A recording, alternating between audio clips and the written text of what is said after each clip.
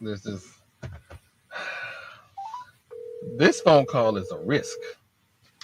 This is what you And call he a doing it, and horrible. you doing it, and you doing it live.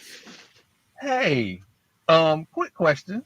What size? What shoe size is Ash? Because Marlo is going to get him some snakeskin Rattler Air Force Ones. Yes, sir. He getting them. He what size is he? I don't know. You know what about his shoes last? Shit, am I supposed to know that? Oh dear Father God! Remember when I You said this is? interrupt. First of all, you interrupted me eating my fucking French fries, and that's rude and disrespectful. Let's get that out of the way. Number two, What happened? I want to say a 5'6". What happened? I think it was 5 was the last time I bought that shoe. TP dying, so something good just happened. What happened? Is Well, you listening? I am listening to you, Melissa, and so is podcast. Sweet baby Jesus, what just happened? This has got to be Oh, podcast gold. You don't interrupt the woman when she's eating French fries. Lesson learned today. I'm holding tight to that listen too. A lesson was learned that day. Yeah. Yeah. Oh yeah. Yeah. Food over shoes. I just respectfully, please understand that she don't fuck with me at all.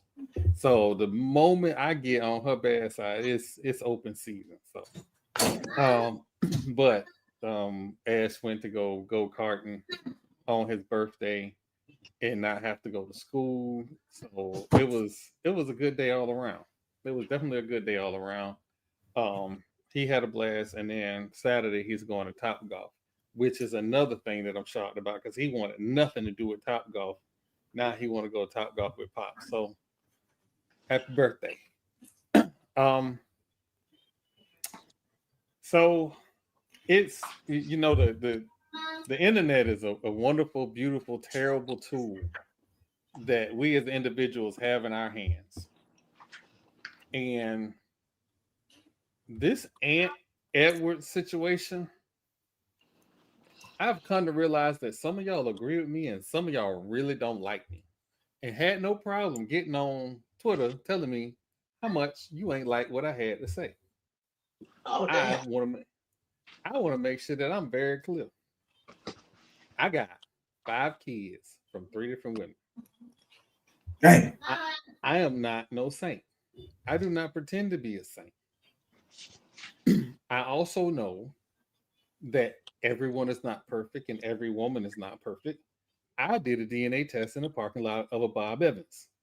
So you can't tell me about what a woman does and does not do. But I also know what a grown man does. My daddy used to tell me all the time, life happens. I'm okay with life happening. But you don't happen to children. In other words, if you make children from somebody that you don't want to deal with, completely understand. You be an adult. That child didn't ask to be here. And if you didn't want that child to be here, you could have taken precautions to make sure that didn't happen. And yes, it takes 2 to tango. And yes, I have been in a situation where she is telling you all the good things you want to hear, and you throw caution to the wind. Again, it takes 2 to tango. I'm not judging Ant. All I said was he making us look bad. That's it. And you need to understand that my experience is I am in a group of young men, or well, we old men now, group of men who are not necessarily with the women we created children with, but we take care of our kids. We are active in our kids' lives. It is very easy to go, I'm going to give you X million dollars so I don't have to deal with this situation because I'm young. Nobody don't give a shit. You the same age I was when I had my first kid. I don't care. Second, All right, so, never mind. My bad. So, You're right. so do you think he's wrong for going about it this way? Nope, I don't. I think Well, his word choice. Yes, let's go. His Marlo's at a game, everybody. His daughter has Sorry. That's my bad. that's His my daughter has a bad. flag football game. No, it's not. It's not what he did. See, it's not always what you do. It's how you go about doing it. And him saying, "I don't want nothing to do with them." He didn't have to say that. Yeah, he did. He said that when No, she said that when she took $100,000 to get the abortion. I just want to put out that he is a marketable figure. He was on the highway to the face of the NBA. That's all I'm saying. He still is. He still This ain't is. changed nothing. He's still going to be the face of the NBA. This ain't changed a thing. And you can't compare it to every situation because every situation ain't the same. And when he was talking about it, he basically saying that she's been lying. She's pretty much been trying to scheme on him this whole time. So can you blame him for not wanting to deal with that? And by him paying up front, she can no longer take him to court and try to get more later, which is what would have happened. So he's avoiding the whole back and forth to court. You know, she trying to get more because he making more because he's gonna, you know what I'm saying? The longer he's in the league, his income is only gonna go up. He's still only 24 years old. 23. 23. So this is, I ain't gonna call it a prenup because they're not married, but this is like a pre-existential contract that he's pretty much entered in with her to pay it all up front and not have to worry about it no more. I mean, but the thing is with him is it had 4 kids in a business calendar year. Yeah. 4 in a business calendar year. So had this been the only one that he was going back and forth with, 5, 4, all of his kids gonna graduate high school the same year. My thing about the whole thing is he didn't have that agreement with the other ones. No, he only said he pretty much said the only kids that he wanted to deal with are the ones that the one that he has. By I think him and the last girlfriend are married or engaged or whatever. He's pretty much saying those are the only kids he want to have contact with. The other ones, name your price, come get this money, get out my face. But as a person that it's 4 of us total, right? But my dad had his first kid when he was in high school. I can't see my life without my older sister. She has a different mom than me and my other siblings do, but I don't know what my life would look like if she wasn't in it. So what does that say when the current kids get older and they find out they got 4 other siblings out there that they have no relationship with? It happens. It happens. It'll be a show. Well, if you follow me on Twitter, I am very open and public that before my mother dementia took hold, she made it her business to find my half sister. Yes, ma'am. And that lady found my half sister. So, and then I didn't know my half sister existed until my junior, senior year in high school. Maybe sophomore, somewhere between my sophomore and senior year in high school. I didn't know she even existed. And then we didn't when we did connect, we only connected for a little bit of time. Then we got separated again. And my mom found her a few years ago. So I understand the ramifications of all of this, because you have not lived until your mama have to check who you dating and who her people is, and you're not understanding it until you get older. Like, oh, that's why.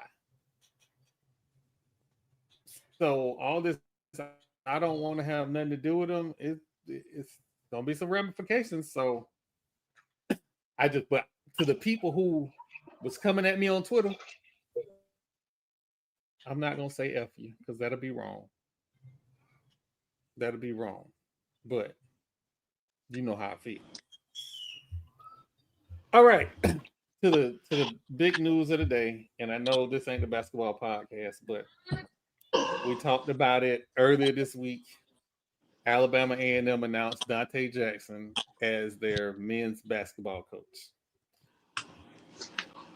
So I want to be clear on a few things.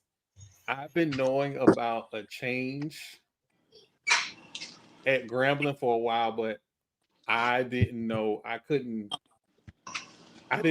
if I should broadcast it. I'm gonna put it that way. And I had a source, a reliable source, and I didn't say nothing because I was like, I can't confirm it from two people. It ain't my story to break, basically, right? Because I put on journalist hat and was like, I need to be able to confirm this before I start running my mouth. Whereas, my other news breaks, I'm able to go, yeah, I heard X, Y, and Z, yada, yada. So for the people who are hearing this news just now in shock, my bad.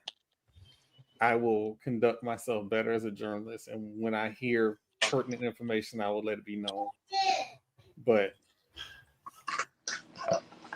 I have to ask the question. What did you just say?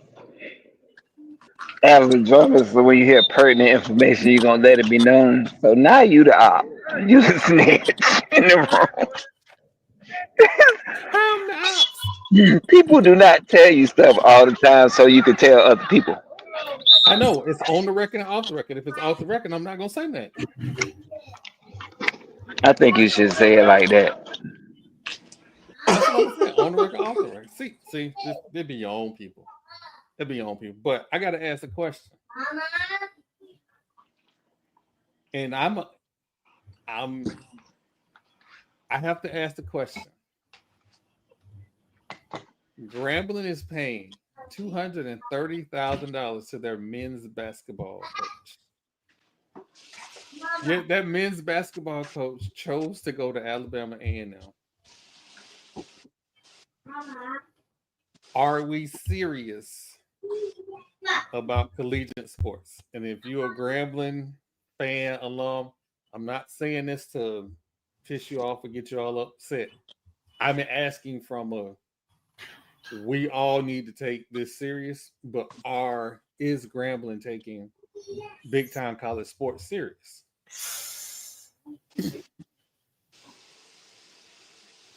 I mean, but is that $230K after? Was that based on? Is that including incentives? Is that the base salary? Was he getting $230K because of that run he went on last season in the tournament? What is it? The current job opening is $230. And it says $100K is an incentive. So I'm assuming, and I'm assuming it's like Florida where you're capped out at like 150,000, whatever it is. You're capped out at a certain point, and the rest of it is through the foundation or the athletic foundations or whatever, the direct service organizations, however they do it. That's what I'm thinking. I also would like to point out, I do not, and I'm unaware if Grambling has a NIL for its basketball program. And I'm also aware that Alabama A&M does have an NIL program. I don't know if it's basketball related, if it's all sports, or if it's just football. But I am aware that they do have an NIL collective.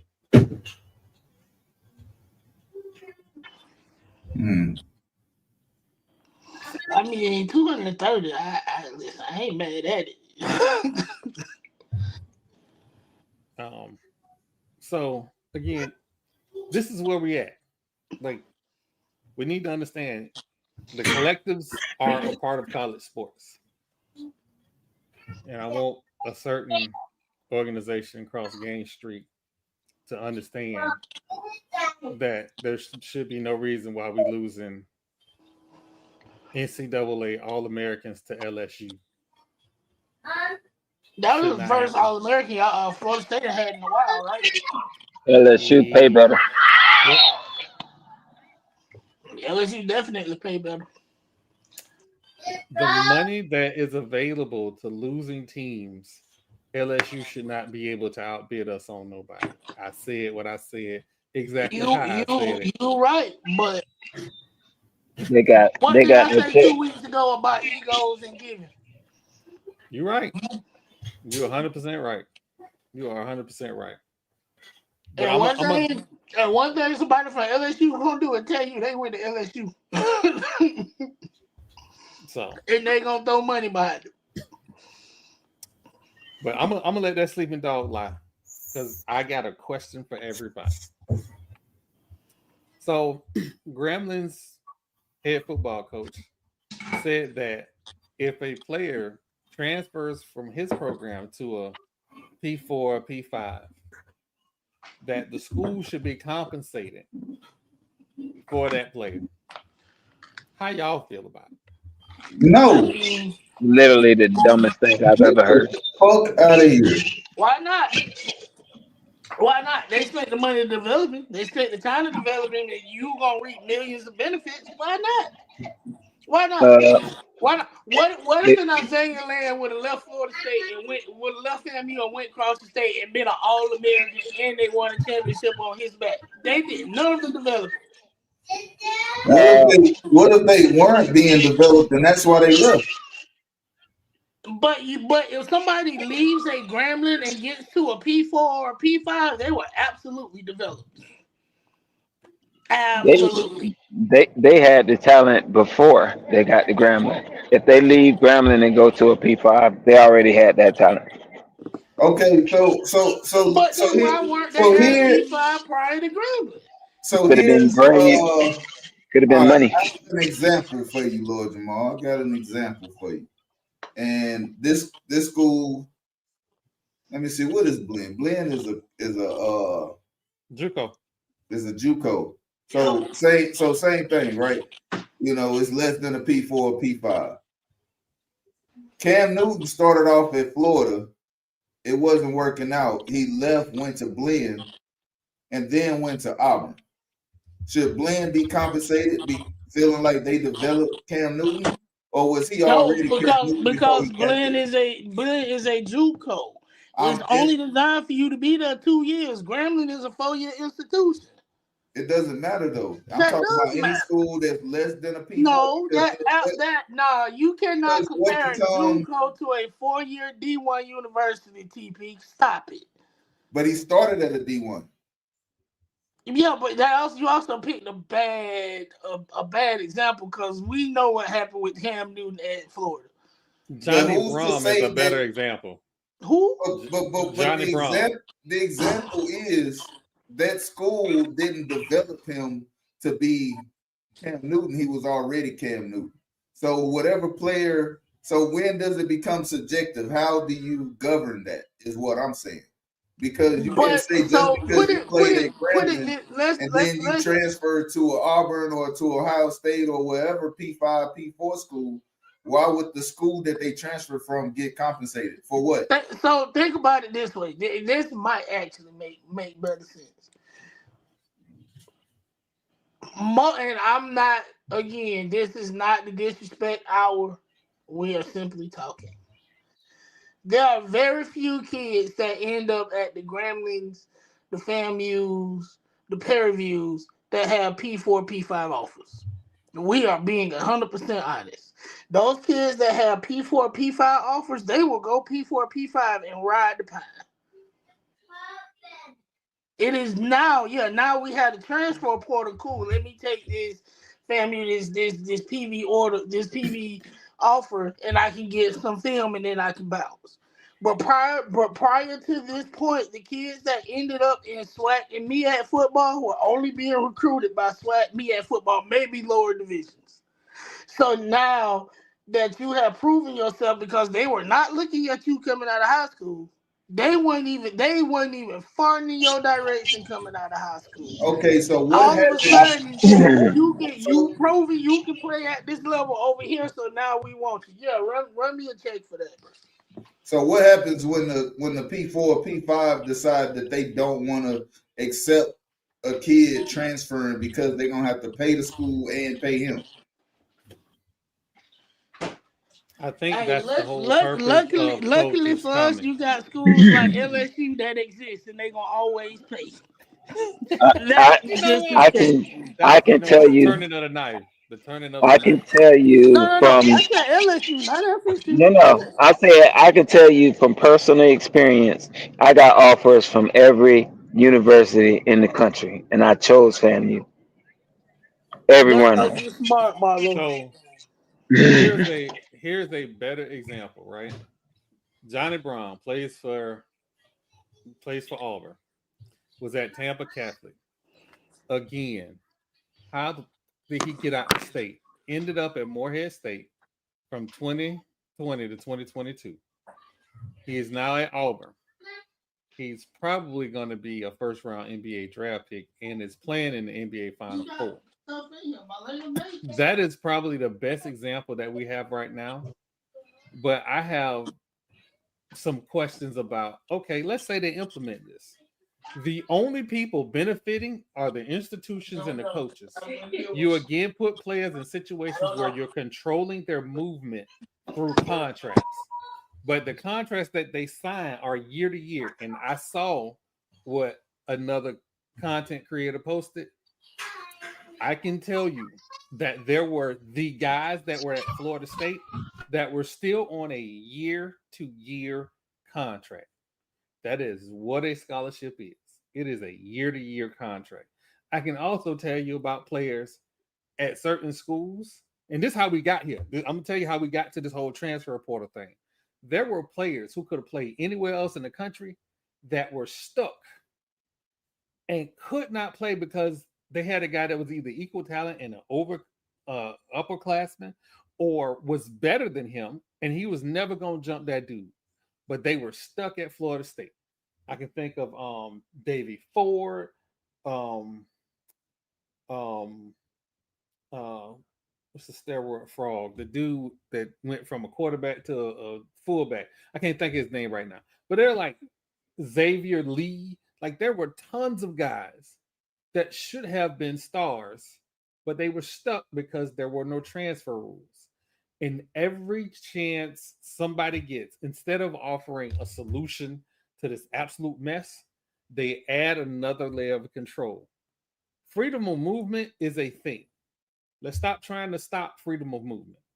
Let's try to incentivize players to stay. And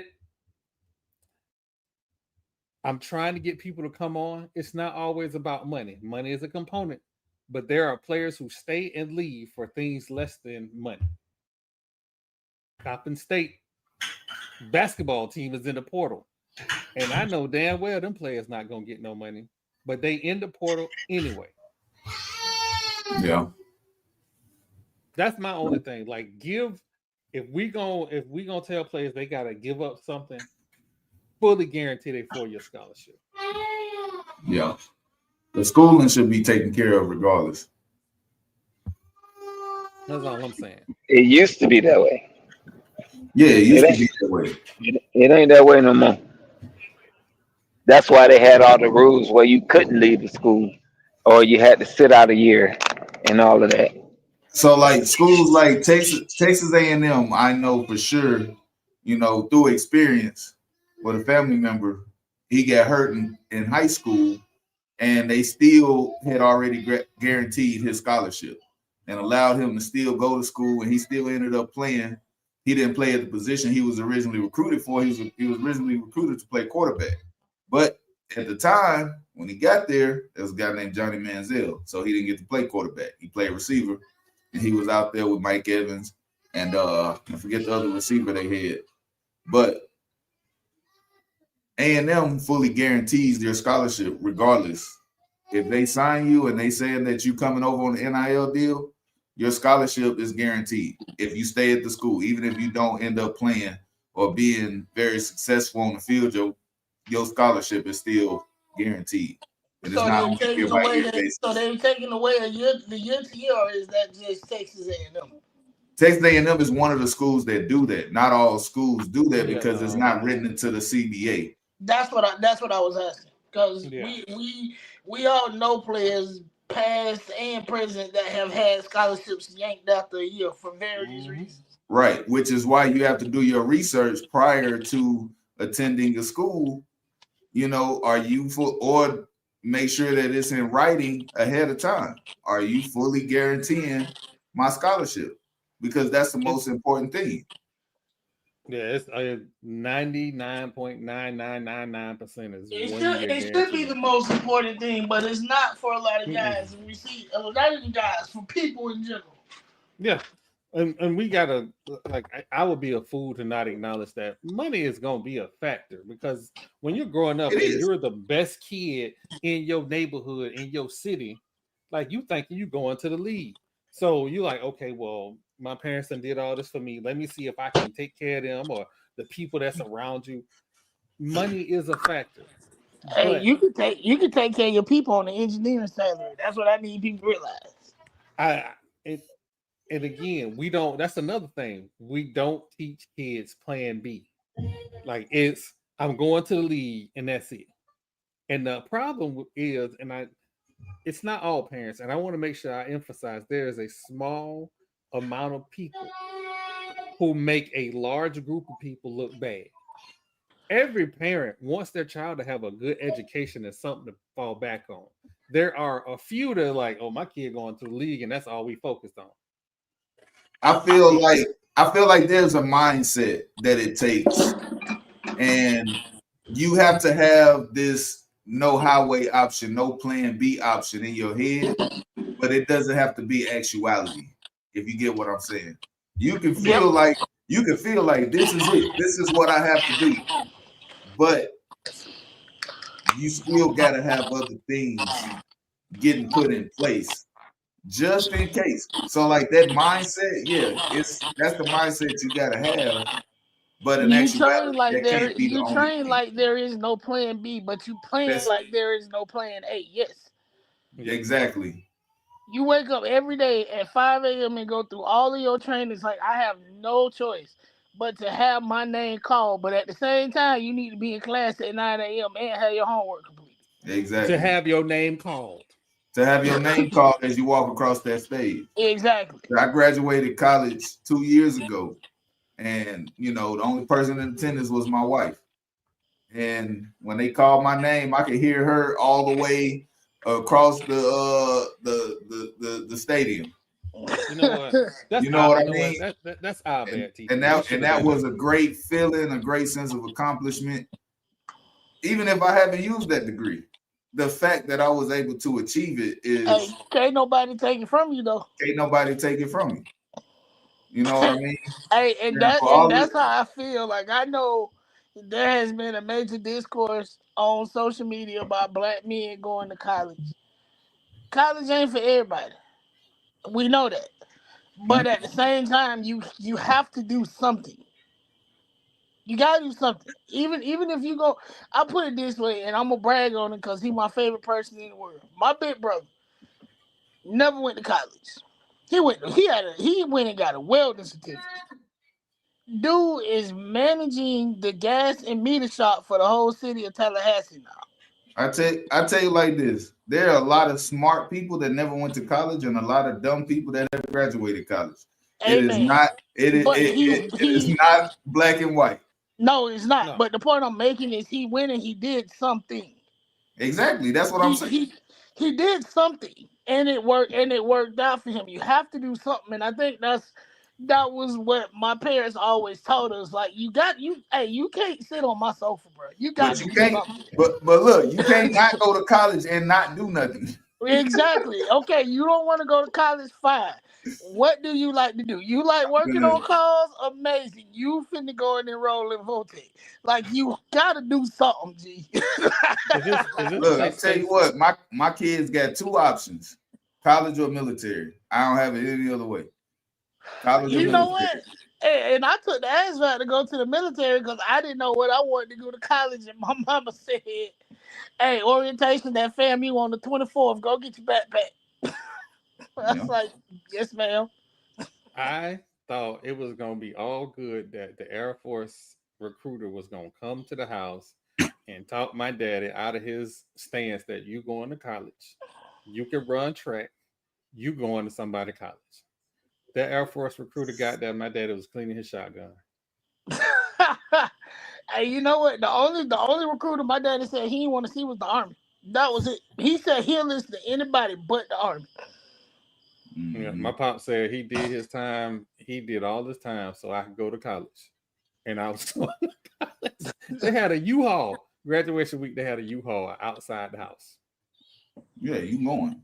Yeah, you going somewhere because you got to do something. Like, Mhm. and even for me, because I grew up so close to fam, I just had in my head I was gonna stay at home and just commute. And my mama looked me dead in my face and she said, "Hey, you got to try." She's Mhm. like, we have made it comfortable for y'all here. Y'all like living here. We love that. You know, y'all don't hate us to the point where you like flying out the door after graduation. But she was like, you just not even gonna try. You gotta go try it. Yeah. Because I would have been content. I would have went to school every day and came home with no problem. But that's taken away from the experience. See, part of It is, and she and, was and, right. and I'm see, thankful for it. here's the thing that people don't understand about college military, right? It's a transition period Yep. because if you go straight from living with your parents to out on your own, having to pay all your bills, and you're not prepared, you're setting yourself up for failure Yep. or a struggle that you're not ready for. You go to the military, you're gonna be in a dorm room, you ain't gonna have rent, you're gonna have a paycheck, and you're gonna have people that's there to help guide you and prepare you for being on your own. If you go to college, you're gonna be in the dorm, your tuition and everything is gonna take care of your room and board if you're able. And there's gonna be people there that can help you transition to living on your own once you graduate and go out and get you a job, and now you adulting. Mm-hmm. So either one is a transition period, but you got to go. Like Yep. You gotta go. You after gotta go try, graduation, bro. it ain't no year off. You got Nah. you got these couple months until the semester either start, or we going right to the recruiting office and you going to the Air Force. I'm not sending my kids to the Army, Navy, or the Marines. They'll go to the Air Force. But you got to go somewhere. You got to do something. You And gotta a do lot of something, these man. kids, they have the opportunity with their athletic ability to go get a scholarship at West Point and go into the Army or Naval Academy or the Air Force Academy. If you want to go both, like, because you're gonna have a good paying job once you graduate from there. Whether you decide to Unless your name David commission, Robinson and you can't fit on nothing, and they tell you gotta go. nah, they wouldn't do that. You would be getting ready to commission. No, I'm And once saying you no, commission David. as an officer, you Wait, automatically sign a contract for a certain amount of years. And while you're doing that, you can be preparing yourself for the next level. That gives you another reprieve. Yeah, no, what I'm well, saying with David Robinson, they said he was too tall, like he couldn't fit on Oh none of the yeah, yeah. submarines. he's So 7'1". they was like, "Here, thank you for your service. Thank you for making our basketball program good. Goodbye." Like, bro, how Yeah, you they get wouldn't kicked do that out for today being though. too tall? They wouldn't do that today. No, now you Nah. can fit. Back then, bro couldn't fit on nothing. They said he couldn't even fit through the doorway of the submarine. Nah, he shouldn't go to the Navy. I know they call him the Admiral, but No, but those boats, he played for the Navy Academy. I know. Yeah. I know. That's how he got the nickname the Admiral. Admiral. Yep. But Well, those boats are not built for tall people. If he'd have been in the Army or the Air Force, he'd have been all right because that doesn't matter. But Yeah, like you could, if you ever been on one of those boats or like seen them, you'd they're understand not. by being 7 feet tall. And and I don't know if you know this, but when they go on deployments, they hot bunk, Yep. right? There's only enough beds for half of the people on the boat. So you work 12 on while your bedmate is in the room, and then when y'all switch off, you don't want to be sharing bed with a man 7 feet tall, man. Cause like it probably like bro probably barely fit in the room as it is. Right. So Why is got to do something, my bed stretched out? Watch the bed. bro. Nah, for real. All right, so we had all that going on this last couple of days. FAMU announced the hiring of their defensive coordinator. He was Did we already. announce it or was it leaked? Because I feel like it was leaked. I feel like it was leaked, and then there was an Because announcement. we ain't say nothing. I ain't see no welcome to the. I ain't see nothing. Well, again, Driscoll just got there. He did respond to my email, and I'm assuming everybody has now rushed him since there hasn't been a. I'm gonna call him an SID, but I know it's brand and all of that Yeah, name. that man still living out of boxes, and y'all done blew up his inbox already. Look, I ain't here to throw no stones, but there's an email that was sitting unanswered since August. I just wanted to like get my foot in the door. That's all I'm saying. So he answered my email, and I'm not stressing him. I'm not stressing him today. But if this weekend go in Jackson the way I think it's gonna go, I'm gonna be in coaches' inboxes. I'm gonna need people on the show so I can have the coaches on so we can do a victory lap. Absolutely need to do a victory lap. Because why not do a victory lap? By the way, y'all, Jamal is enjoying what I believe was a steak on the grill and some beer. And we got two of them on. Hold on, we gotta take one of you off. I did. I just took one off. There we go. I took one off. So he is enjoying this evening. It must be nice and cool in Tallahassee. Wait, you in Quincy? Yeah, I'm in Quincy. No, I had a steak on the grill. I just took it Oh, off. So I just came back out here.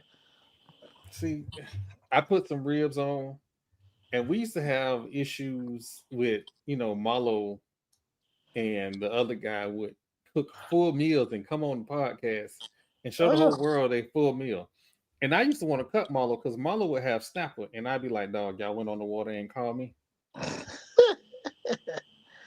Nah, Publix I had bought one of them nice T-bones last time Publix had a sale. So I just threw it on the grill. But yeah, no, it's all good. So I'm trying to make sure I don't miss nothing because before we get to the NFL, Final Four. What did I miss? Well, we talked about Coach Donte Jackson going to Alabama A&M and the fact that I knew about it, but I didn't think it was I didn't think what I heard was real. And I didn't No, because they gave him an extension. So, no, of course you don't think it's real. And he signed the extension. So, no, you don't think it's real. So, and then the other rumors that was attached to the Alabama A&M job, we was busy trying to dispel those rumors that this whole thing. Well, I wasn't dispelling shit. I said how I felt about it. And I'm going to say it again if it pops up again. What's that? What you say, bro? Damn it. Hell, what King George said, if you're going to leave, go ahead and go. Hell. Well, again, so there was that. It's so much. Make sure I get all this. You said Final Four. I think we already made our Final Four picks. Yeah, no. I just want to make sure everybody knew the Final Four is being played tomorrow. I got one thing to say about the Final Four, and then I'm done. It's for the women's side. Asia Wilson had a pop up. I meant to tell you to go get me some shoes today, and I forgot. Had a pop up for her shoe release in Tampa today. She did a special release with the University of Texas last night. Texas was in practice today with her shoes on. University of South Carolina cannot wear them because they're Under Armour school. Yeah. And she signed with Nike. And she signed to Nike. Now I Yeah. know they got pairs because she ain't gonna not give them pairs, but they can't even be photographed them. Damn. Well, I know this is basketball again, but we here. I want to make sure I don't mess his name up. Luke D'Alessio. I hope I'm saying that right. And Fayetteville State did not get a contract extension. So Fayetteville State will be looking for a head coach. Yep.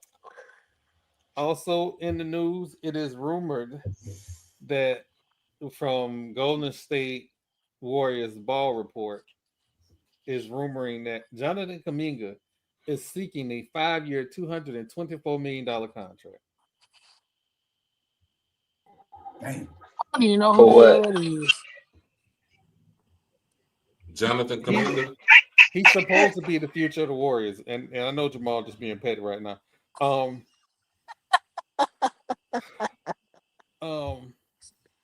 Yeah. So we'll see how that goes.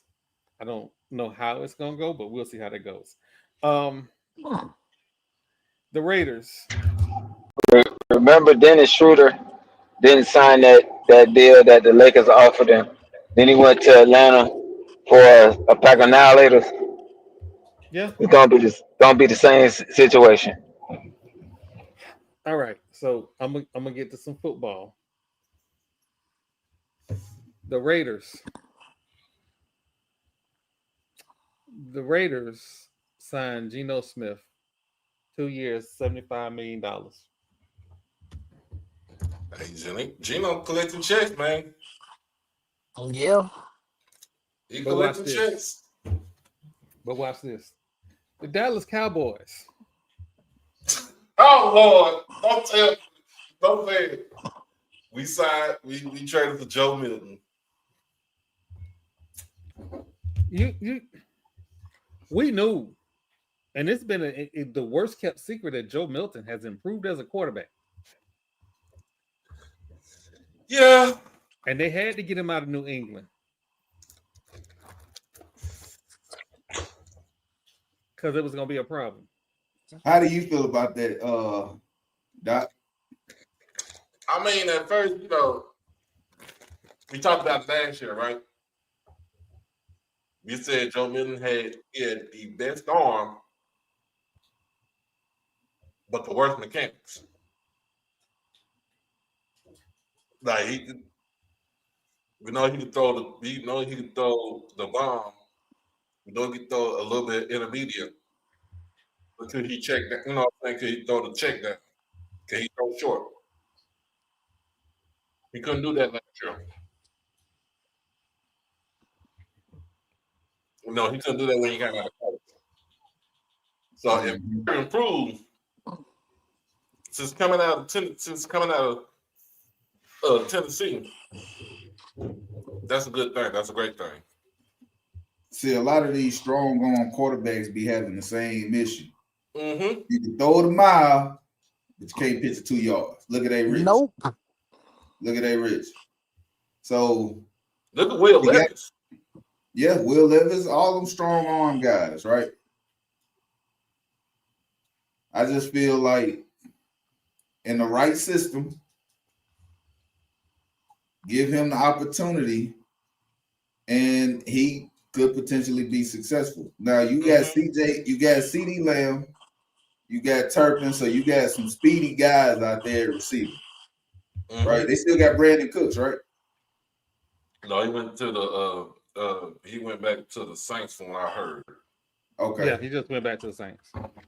But outside of that, you got CD Lamb and you got a quarterback they can throw it 75 yards. You got to stretch the field. you got to put pressure on them safeties. And when you do that, you make them bag up. And what does that open up, Doc? Open up the long game. The long game. Now we can run the ball.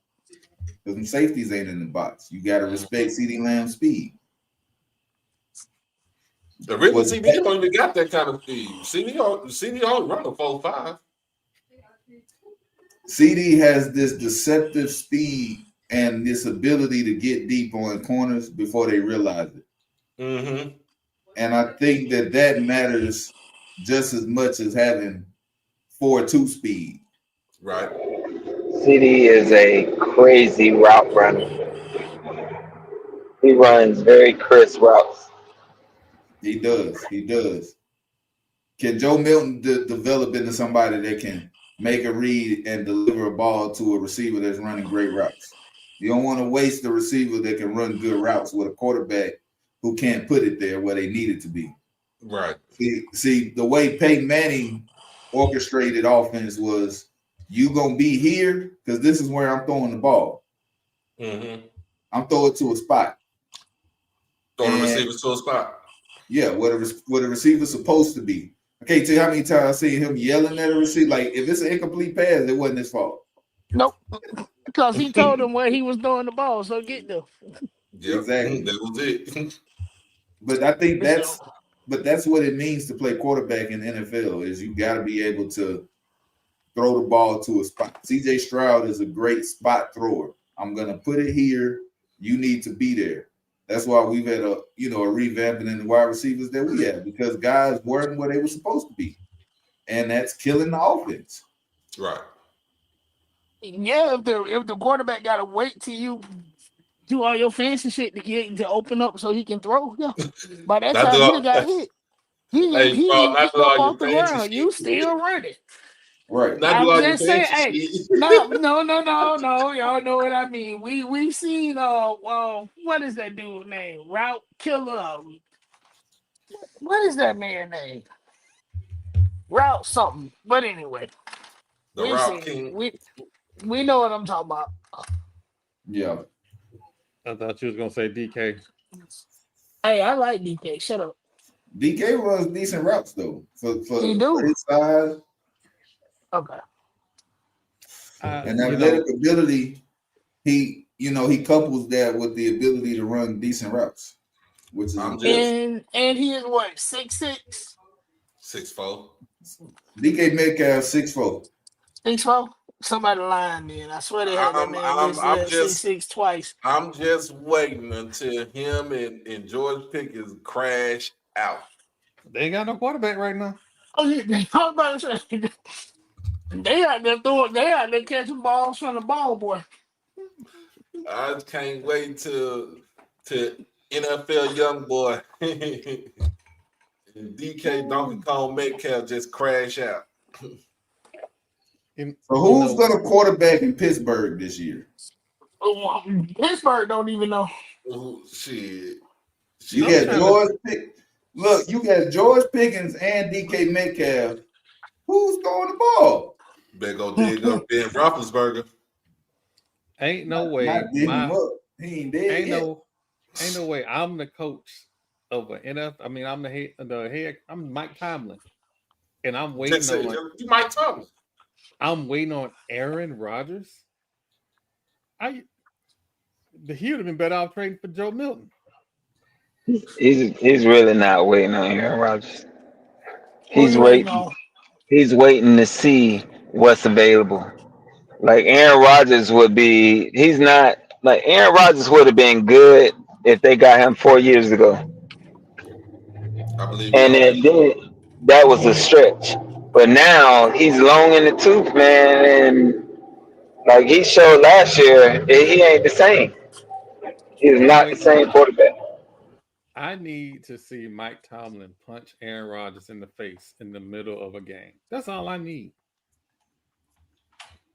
As soon as he come into the locker room with his conspiracy theories, Mike gonna cuss him out and start swinging. He is not that. He ain't that coach that will put up with Aaron Rodgers. And nope, he's not that coach. So Aaron Rodgers didn't even want to be there. But where else he I gonna was go? about to say that. That's because he know that. He know there is no space for him and his bullshit in Pittsburgh. Mm-hmm. And another And thing that he has to understand, the organization isn't going to pick him over Tomlin. The Jets, no, they're the not. Jets clearly picked Rodgers over Robert Saleh. Yeah. And that's gonna So bite them in the and ass. the Packers chose him over Mike McCarthy. That So what happened. And McCarthy got the boot and came to Dallas. yep. No, but the city of Pittsburgh and the Pittsburgh organization not getting rid of Mike Tomlin fucking that Aaron Rodgers.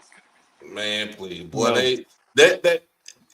When was the last time that Pittsburgh ever got rid of a coach? The last time they the don't. Pittsburgh, no, I'm just saying, the Pittsburgh Steelers, the last time the Pittsburgh Steelers got rid of a coach was before Chuck Noll became the head coach of the team. Everybody When else they were retires. terrible. Yeah, Yes, if you everybody get else hired there and retired. you doing good, you retire. What was the quarterback? I mean, what was the coach that won the 4 Super Bowls? Chuck Chuck no. Noll. Chuck Chuck Noll. Noll. Chuck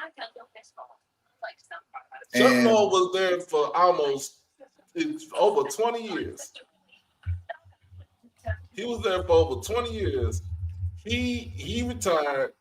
They named Bill Cowher the head football coach of the Pittsburgh Steelers. That man was there for almost 20 years. And then bring in Mike you Tomlin. might bring in Mike Tomlin. Mike Tomlin was already on the staff. He was Yeah. the defensive coordinator. All right. And guess what? Bring them up. So the last time they fired a coach was 1972. And Jesus. That was the last time they fired a coach. Yeah. Because they was terrible. And then usher in the steel curtain, and the rest is history, as they say. They've only had 3 coaches since 1972. You know, we are having such a wonderful evening, and it's been so peaceful. And here you go with some fuckery. Marlo, what we say about that school in Daytona? I wouldn't even go in there. But I just want y'all to hear me out for a second. Just hear me out.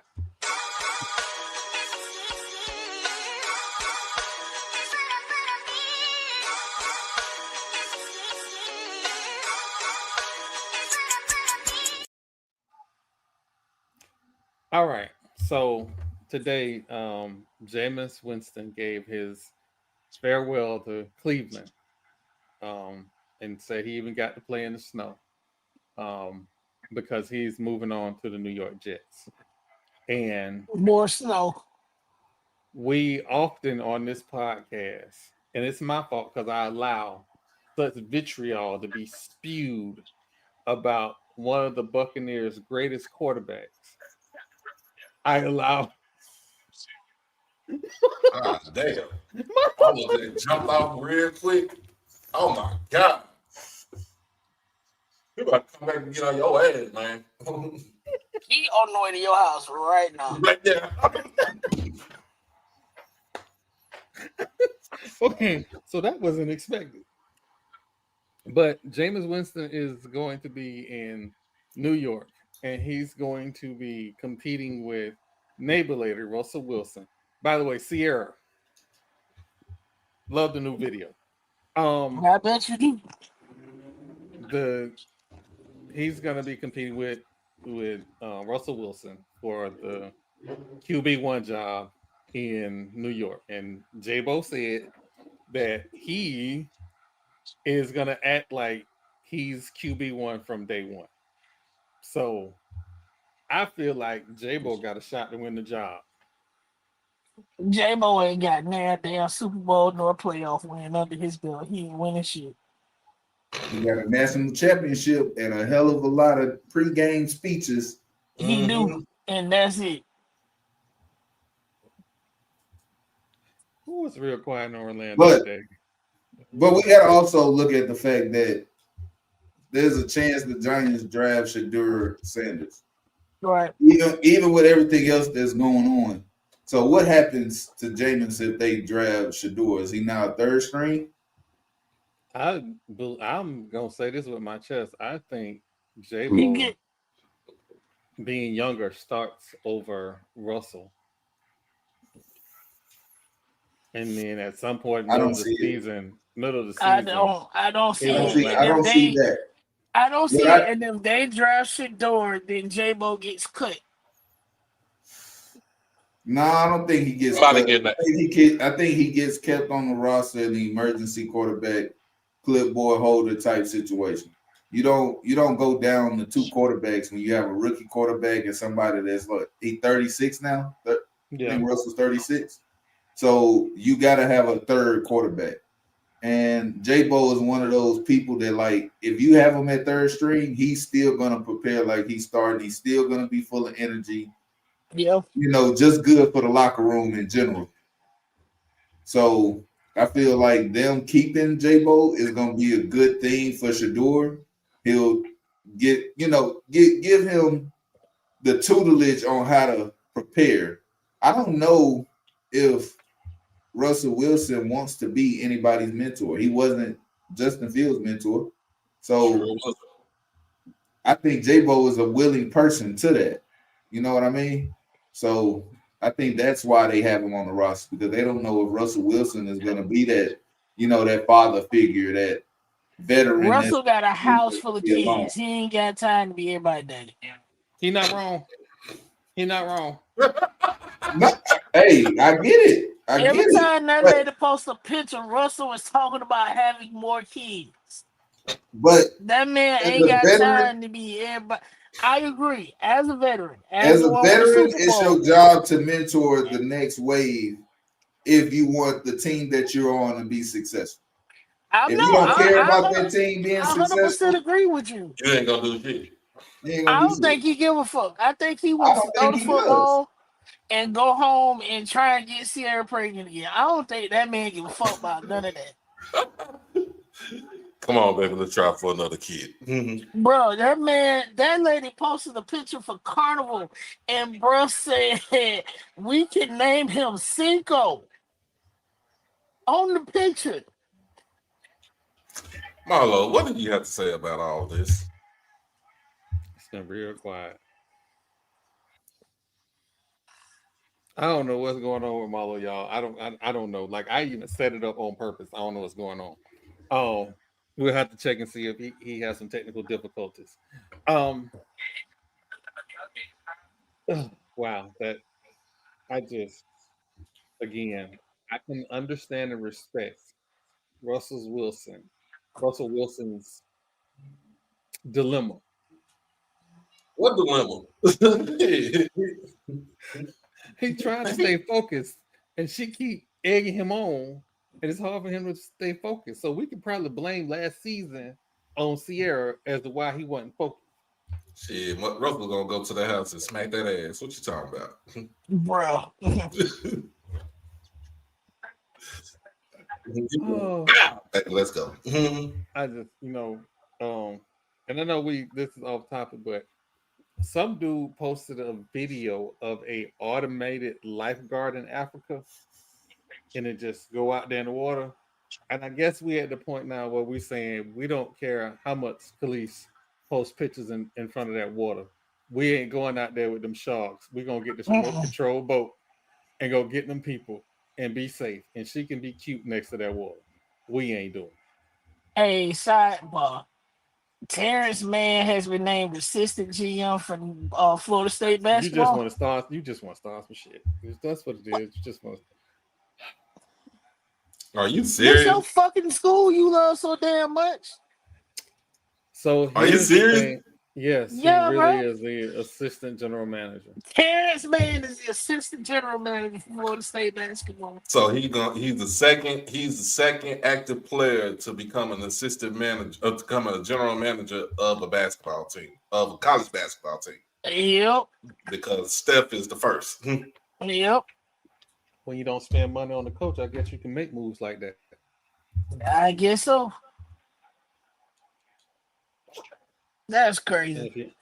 If you wonder why I have an attitude, there's a point guard from Michigan that I was told that we were going to be able to sign because the assistant coach that we hired had a relationship with said player. That player is now in Coral Gables. Mm.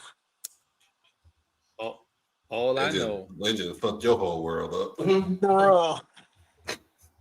all I know is I don't want to hear nothing about we need resources. I don't want to hear. You better be 500 in the ACC next year because we are paying attention. And again, we are taking losses in places that we should not.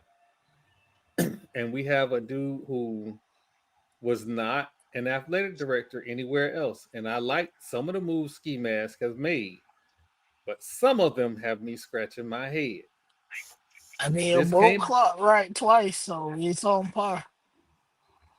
so y'all was all them people that was up in arms about what went on the good side of Game Street. Understand, on the other side of Game Street, I want y'all to keep that same energy, the exact same energy when I start down my little road. I mean, y'all know what. So let's get back to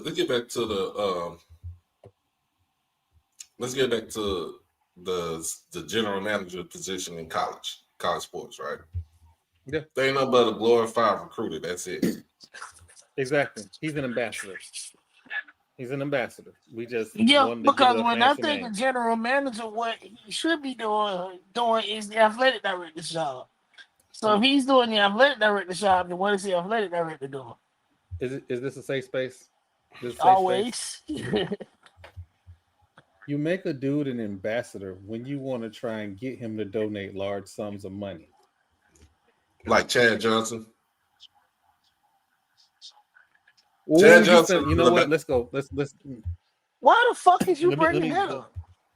Yep, let me go ahead and go to commercial right now because I'm gonna tell you right now. I'm a better ambassador.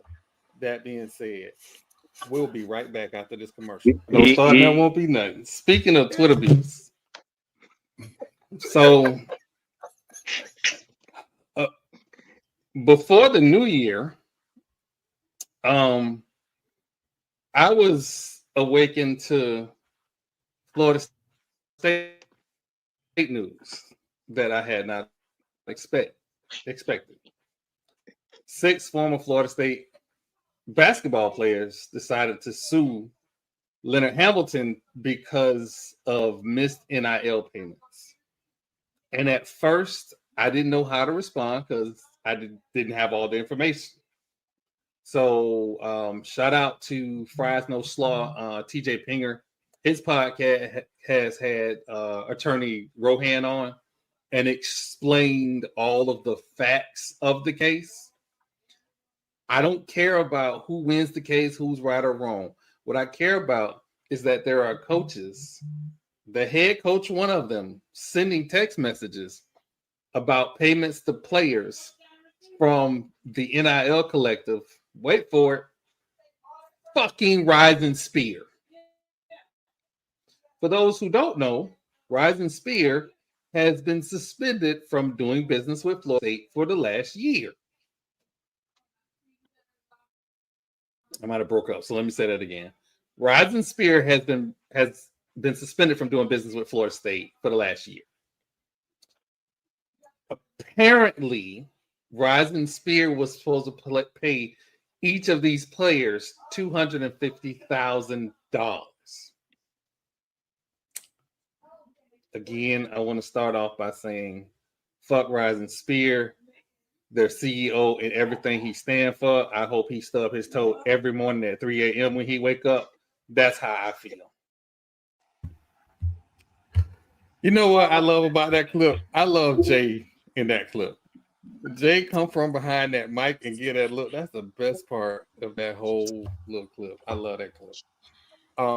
You got to get him back on the show. Hey, you got to get him back on the show after this Alabama A&M news. She took a She took a timely sabbatical. To get she takes sabbaticals from social media to recharge. Yeah. And so once she comes back on, when I see her post, and I'll try and get on the show. It's hilarious. Like I love her. I met her in person. She's She absolutely funny. yeah. She's an Yeah, She is, absolute bro. joy. It's she fucking funny. hilarious. We were talking to her at media day, and then all you heard was. It's like, man, they go goddamn Connell Maynard barking like a fucking dog again. You know what? We're gonna move on. We're gonna move on. All right. So the draft is coming up. And there are so many rumors out there. I'm not necessarily impressed with this class. I think this is a veteran, like long-term veteran class, not necessarily superstar Not a class. breakout superstar class. Fine. I'm not the only one. Great. But since the Raiders have spent this money on this quarterback, you got a tight end, you got a number 2 wide receiver. Anything other in this first round, anything other than a number 1 wide receiver, and I don't know who that is, a number 1 wide receiver, or Ashton Genty. I don't know how I'm gonna buy somebody tow yard and buy their tow trucks, but understand I'm gonna be trying because we towing cars. Just understand that's where I'm at with it in life. Also, I'm not gonna commit no crimes, but that's how I feel about it right now. Oh wait, you know what? You know what? Let me put the disclaimer up real quick. Let me put the disclaimer up.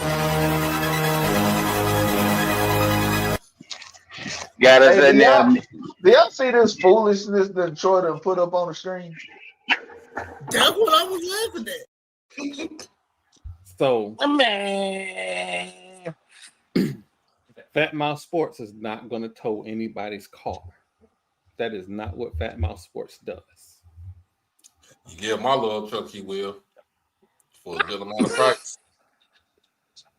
I don't know what's going on with Marlo. But Ashton Genty should be the Raiders' number 1 pick. Period. Point blank.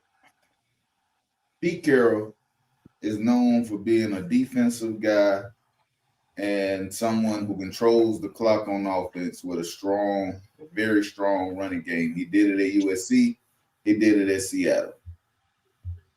The only player in the draft that fits this model, I ain't gonna say only, because a lot of people not talking about him, but there's another great running back in this draft. His name is Omarion Hampton. So if Ashton Genty is too rich of a pick at number 6, which I don't think he is, I think he should be a top 10.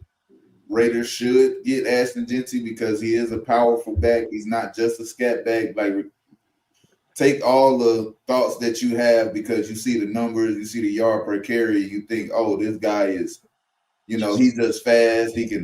He get in the open field and that's all he does. No, he breaks tackles. He takes defenders on sometimes too much. He's gonna have to tone that down and use his agility a little more in the NFL. But for Pete Carroll, this fits. Ashton Genty is about the same size as Marshawn Lynch. Mm-hmm. We all know how physical Marshawn Lynch was. Marshawn Lynch wasn't the biggest running back. Believe it or not, he was only 215 pounds. What is Ashton Genty? 5'10", 215 pounds. This is an opportunity for Pete Carroll to get somebody that's going to fit his system, fit what he wants to do on offense, quarterback's best friend. It's a path forward, especially after you let Josh Jacobs walk. Can you hear me now? So I agree. Yeah, we can hear you. So I agree. Ashton Genty is the pick at number 6. See, I'm good. I'm so good with that. That's if he's there. That's if he's there. He might not be there at 6, bro. He is a Somebody generational. might somebody might snap him up early. Look at what the Eagles was able to do with Saquon Barkley this year, right? Look how the Ravens brought in Derrick Henry and their offense took off. The Packers bring in Josh Jacobs, their offense took off. The Texans bring in Joe Mixon, the offense takes off. Running backs are back. Mm-hmm. The need for a bell cow running back has become evident because of this too high meta. The too high meta is what brought back the running back. Now we had conversations with, they was talking about coaches saying, "Oh, they need to ban too high safeties. It's ruining the game." No, run the fucking ball. Stop letting them keep their safeties back. Make them respect you. They got two safeties beat because they don't respect you. That's the issue. I don't respect you, buddy. So you bring in an Ashton Denty, they gonna respect you. They gonna probably over respect you. They gonna have now. You gonna have 8 in the box. Now can your quarterback be single high? And then we gonna find out who your quarterback really is. So hey, that's the problem. They don't want all these high process quarterbacks to get exposed. They gonna get fucking exposed because now it's too high, and that's how they're able to, you know what I mean? That's why the numbers are off the charts because of the too high safety. No, it's like that because they don't fucking respect your running game. Good thing Tom Brady don't retire because he definitely would have got that shit banned with the quickness. They wouldn't have been able to do that against Tom Brady because Tom Brady's smart enough to check down to a run. Peyton Manning was smart enough to check down to a run. When I see all them people in the box, I'm checking to a pass. Mm-hmm. Your quarterback has 2 jobs. One of them is to make sure that you're in the best play, whether it be a pass or a run. So that's his first job. Then his second job is either handing the ball off or delivering the ball accurately and on time. But the first job is always making sure we got the right play call. We in the right formation. We in the right everything based on what I'm looking at across the line of scrimmage. And nobody did it better than Peyton. Okay. All right. But it ain't no Peyton in this draft, so I don't know what. We got Cam Ward. Peyton, I mean, what? No, never mind. I'm thinking about Brady. Never mind. I was like, hell, he wasn't even really Brady when he was drafted. But never mind. Nah, but look, but I'll use a quarterback that kind of fits. Again, this is like y'all have to understand something about me. I loved Cam Newton when he played in the NFL. I thought he was great at everything that he did. He could throw the ball, he could run the ball. The refs let him get killed every damn Sunday.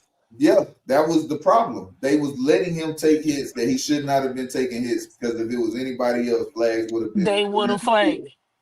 But Cam Newton had they gave him the authority to change plays at the line of scrimmage and make sure they were in the right play because he could identify defenses. He could put his team in the best situation to be successful. Mm-hmm. I mean, it fell apart against Denver, but Von Miller is generational. So, I get it. That pass rush was crazy. There was nothing they could do. They couldn't run the ball. They couldn't throw the ball. He was checking to the run. When they got 7 in the box and they still stopping you in the backfield. It was literally nothing they could do. So, outside of that, Cam Newton always made sure that his team was in the right situation. Now, let's fast forward to right now. Who has that authority? Look at the way Jalen Hurts plays. Look at the way Jaden Daniels, who was a rookie last year, they gave him full authority of that offense. In the offseason, they tailored that offense to him. And then when the season started, they gave him the authority to do what he needed to do to get them down the field. And it showed they won game. You know who wasn't given that opportunity? CJ Stroud. And we see how that offense struggled. Because I guarantee you there would have been way more runs called if CJ Stroud was given the authority to check out of some of these dumbass pass plays we were running. Man. It's all about how you plan on building your team. If Tennessee with the number 1 pick takes Cam Ward and they treat him the same way they treated Will Levis, he will have the same fizzle out effect. It will not end well. They have been historically bad with how they manage their quarterbacks because they don't give them the reins to the offense. Jacksonville Jaguars is another example and how We they are got a new doing coach Trevor though. Lawrence. We got a new coach. We got a new coach. Let's see how it goes. This has transcended coaches because none of the coaches have allowed that. Not since But Damn. hold up. I'm gonna always defend my Jaguars. We also got an owner that don't know how to be a motherfucking owner. That last owners group, with that last owners group we had, you absolutely right. The last owners group wouldn't allow nobody to do their job. The GM couldn't do his job. President of football operations couldn't do his job. The coach damn near couldn't coach. Absolutely. Jacksonville historically has had an ownership problem. When you have red tape everywhere within your organization, people can't do their job. Doc. Was that? Talk about the same owner that went and hired Urban Myers. I think, yeah, that dude, he had just bought the team when that happened. But he went out and he asked Urban Meyer to come and coach them. Like it was a bunch of good coaches out there. He went and picked Urban Meyer, who was already retired from Ohio State. That's just Urban Meyer. Urban Meyer is a great coach, retired, but that wasn't a bad hire for football reasons. That wasn't a bad hire. He was an absolute terrible professional coach. He was terrible. How long was he a professional coach? Him. Well, that's because he was trying to run it like it was a college. That's why it's a terrible pick. But you don't know he gonna do that until he gets there. Urban Meyer is a great coach. We can say the same. He's a great college coach. So we can say the same thing about Steve Spurrier. Steve Spurrier is another example. Say the same thing. He was a great college coach. He did not translate to the NFL. There's a reason Nick Saban left LSU, went to the league, realized that shit wasn't gonna work, and went back to brought his ass back. Exactly. You know, Steve Spurrier said that he didn't have to work more than 40 hours a week. That's what happened to Steve Spurrier. Every other coach in the league was like, I'm going to outwork you and show you don't belong. That's what happened to Steve Spurrier. His ego happened to him. You have to put the time in. If you the same thing with Urban Meyer. His ego was, he tried to be bigger than professional football. And it was literally for 10 minutes, bro. Yeah, but he wasn't even flying back with the team. Because he was in the bar with a chick. You at the bar on a away game with a chick and not flying back with your team. But your players can't be late to meetings. Terrible. Look, he said, I see y'all on Monday. Yeah, exactly. Or Tuesday, because they have Mondays off. No. But being late for a meeting on Monday and me out fondling titties on Saturday night are two different things. And that's all he was trying to say. You better not be late for work on Monday. It don't matter what I do on Saturday. You better not be late on Monday. There's a level of professionalism, right? Gerard Mayo flew back with his team. And they were mad because he was on the plane playing cards with him. So there's a certain at the way, 1 year. There's a certain way they exactly 1 year. There's a certain way they expect you to act. And Gerard Mayo, I think he didn't understand the blurred line between coach and player. There wasn't a definitive line to where he was the authoritarian.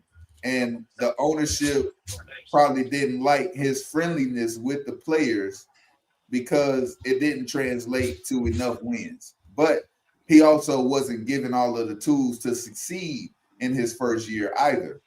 So we didn't really get to see whether or not he was a good or bad coach. I feel like they had some strides this season. I feel like he put the team in good situations.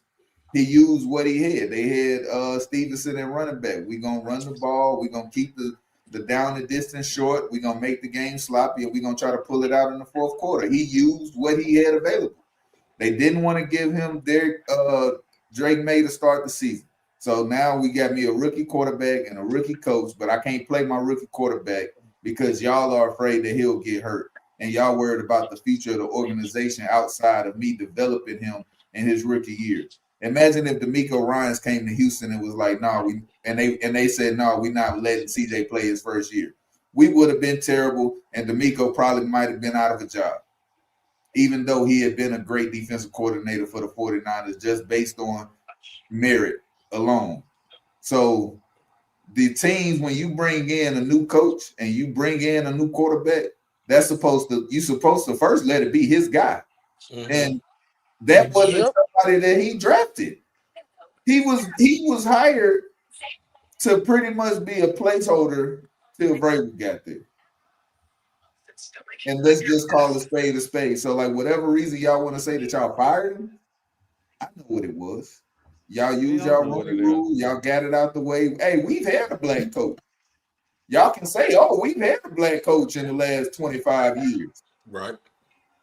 We don't want to hear that bullshit because we know that it was only to save face. Mm-hmm. When they hired him, I called it. When they hired him, I said the same damn thing. He ain't gonna be that long. Just told him he gotta make the playoffs. The Raiders, even if they bounce it, and he's still gonna be out of here. The Raiders did the same thing. Well, they're the Raiders. We checked the box. We checked the box. We have had a black quarterback in our history. I mean, a black coach in our history, because the Patriots had never had a black coach and the Raiders had never had a black coach, but now they have, and they can say that. Nah, the Raiders did have a black coach. It was Arshell. Arshell, yeah. I forgot, going way back. We had Arshell twice. Yeah, I forgot about Arshell, but, you know, in recent history, they checked the box. They didn't give Antonio Pierce a fair shot. But the people that was very critical of his coaching decisions as well. In his first year, he made some very poor coaching decisions. In fact, I didn't give Hugh Jackson a fair shot either. Hugh Jackson didn't get a fair shot in Cleveland. Hold on. No, we're not doing that. He told the whole world he signed up to lose games so they could get a number one draft pick. And then you waited. Hold on. He waited until your boy filed his lawsuit to go, "Oh, yeah, this is what happened to me." It is not your job to make it harder for the next coach. It is your job to make it easier for the next black coach. And he made it harder for the next black coach. That's my only criticism about Hugh and what happened at Grambling. But those are my only criticisms of Hugh. He has not been a good head coach. But who told him anywhere? Who told him to tank though? It was the organization. It is his job to tank because the organization told him. Antonio Pierce was told to tank also. And this won 3 games in a row. And that's why he got fired. They sloppily won 3 games in a row, though. It's players that should not have been starting so that we could assure ourselves of the number 2 draft pick. When we had I feel like they tried to lose and the other team just tried to lose harder. Mm-hmm. It was a battle of who can be bad. And at some point, some got to break because you still got to play the game. Yeah. And then once we lost the number 2 position, they went back to losing. Are you trying to win? Are you trying to get better? I didn't know what the fuck the Raiders were doing. I seen very bad coaching decisions that made me scratch my head as somebody who ain't never coached in the NFL, but I know that these are bad decisions. This is bad clock management. You don't have a guy on the sideline that's keeping you updated with what's going on the clock. Mm-hmm. You don't know the down and distance. You don't know the scenario where you should go for 2 versus go for 1. You don't know when it's 4th and 2. Maybe I should go for it because I'm on the 40-yard line in a 1-score game. Like, these decisions led me to believe that he was not trying to win. And then when they did need him to lose, he didn't try to lose. So what are you trying to do? You didn't do anything you tried to do. When you tried to win, you didn't do that. When you tried to lose, you still couldn't do it. What can you do? The goal was to piss me off so Marlo can come in here every week and talk about my Raiders. Oh, they did a great job of that. Thank you. Thank you very much. Raiders personnel, front office, and I attribute it to Baby Jesus because he loves me. Baby Jesus loves me. This I know because the Bible told me so. So thank you. It was preordained. You know what? Yes, It's okay. I can agree. It was It's in the okay. cards. It is okay.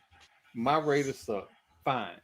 The Bucks will forever be mediocrity from here until eternity because they have a quarterback named.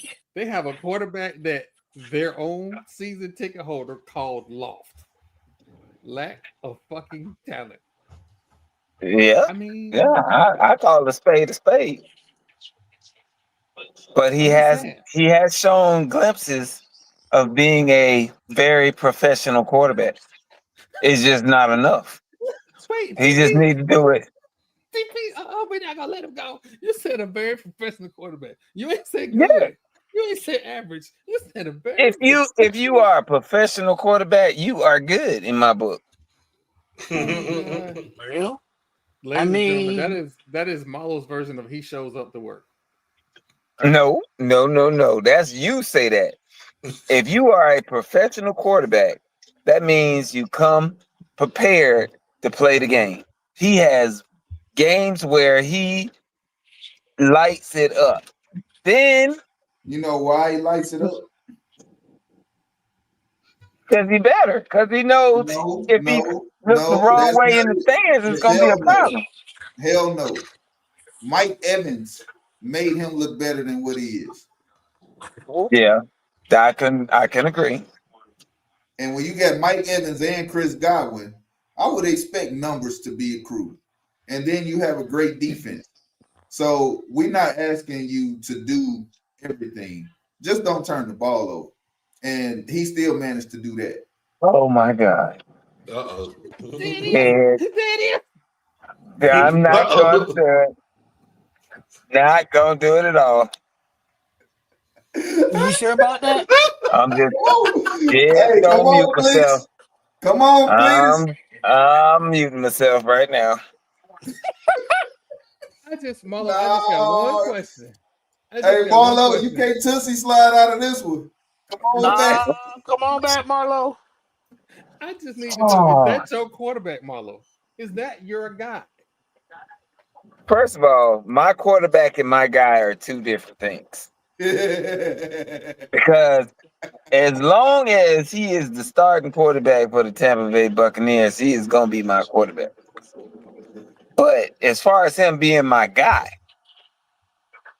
it's a lot of quarterbacks I would have rather had. But Baker is not a bad quarterback. That's all I needed to hear. That's all I needed to hear. He is not a bad quarterback. He's not horrible. Does he make you scratch your head sometimes? Yeah. Yeah, he gonna make you scratch your head. But he's not a bad quarterback. Not as much as Jameis Winston did. Jameis Winston. You have a bald spot in your head. My God. Head would be rubbed raw. I literally had to apologize to people in my section when Jameis Winston was our quarterback, because I don't think I ever cussed that much in a game, like ever, especially with kids around. It's his fault. It's literally his fault. I was like, blame him. Don't blame me. Blame him. Oh God. He That said, is "Don't bring hilarious. your fucking kids around here." That's what he trying to say. Hey, If you gonna be at a Buccaneers game, then have your goddamn kids You're around gonna me. hear some shit.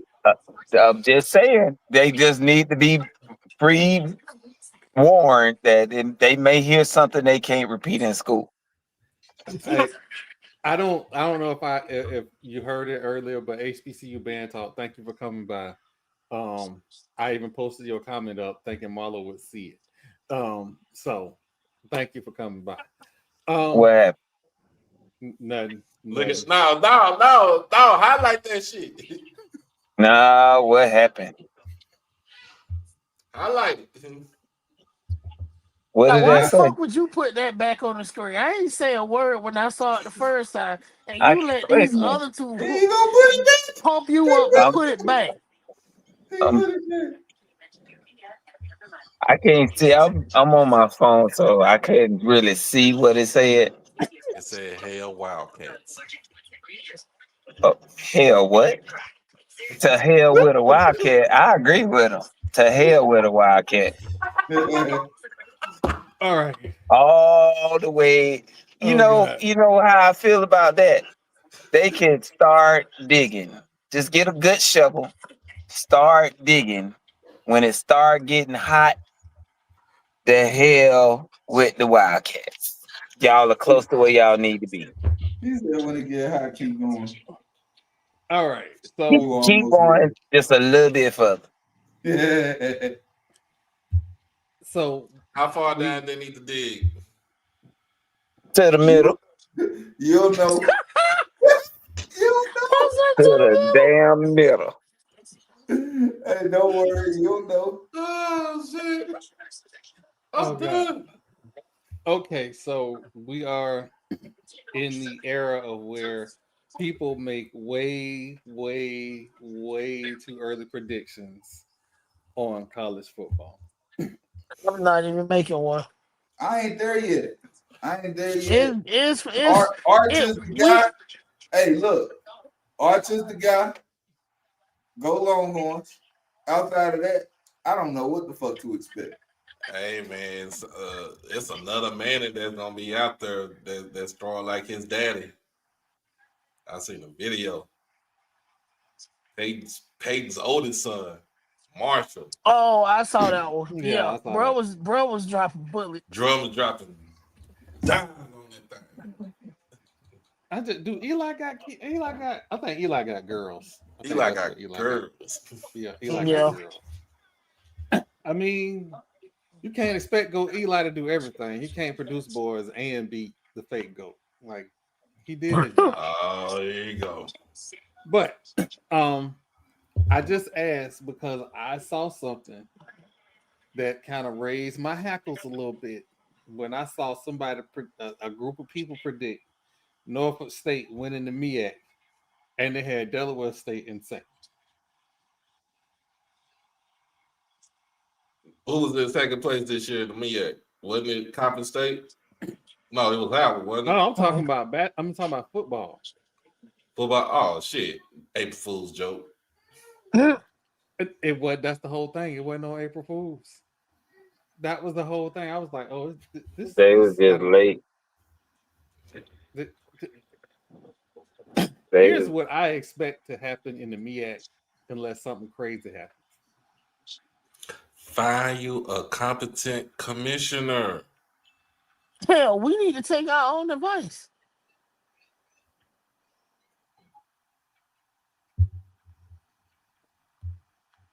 You know, yeah. sometimes.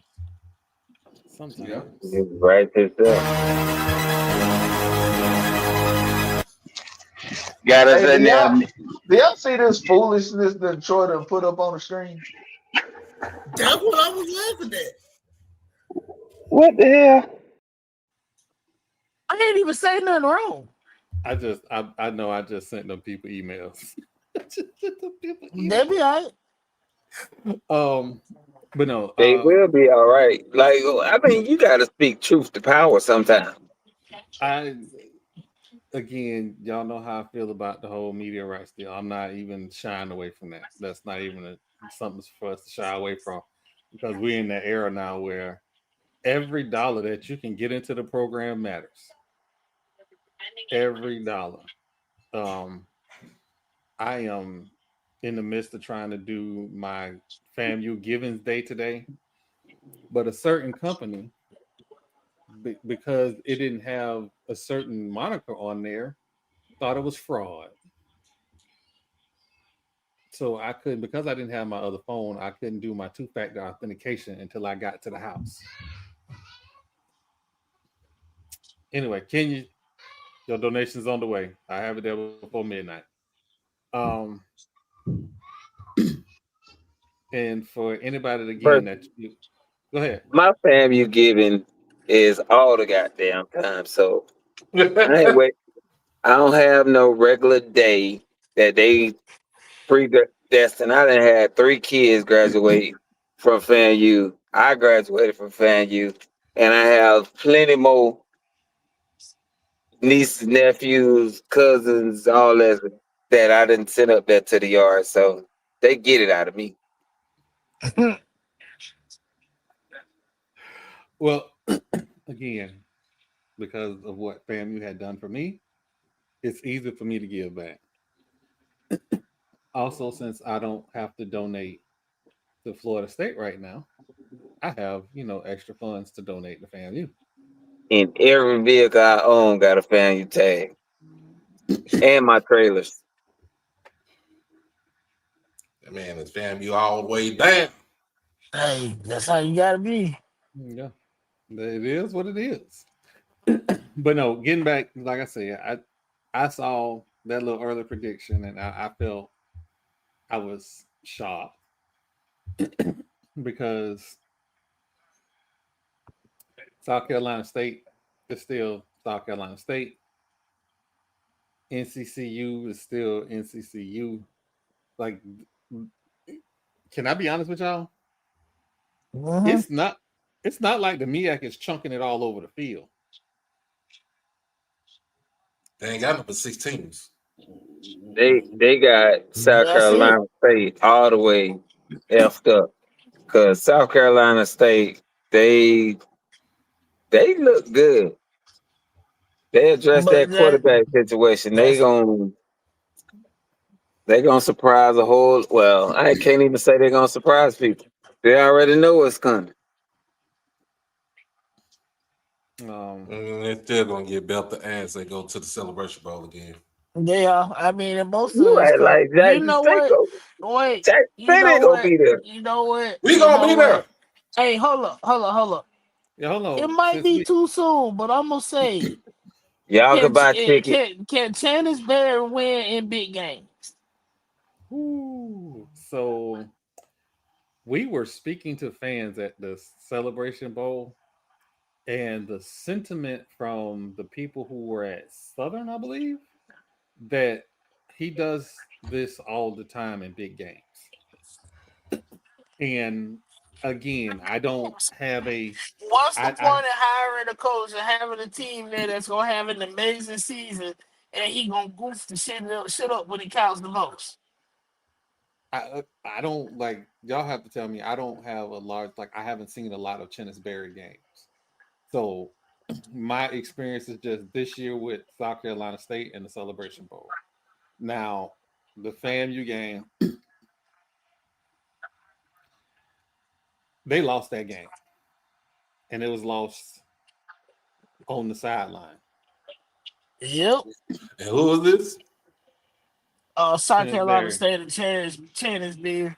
Berry. Mm. So I and again, my knowledge of Chennis is very limited to this year in the Celebration Bowl, and what those gentlemen was telling me at the Celebration Bowl, I was like, I had no idea.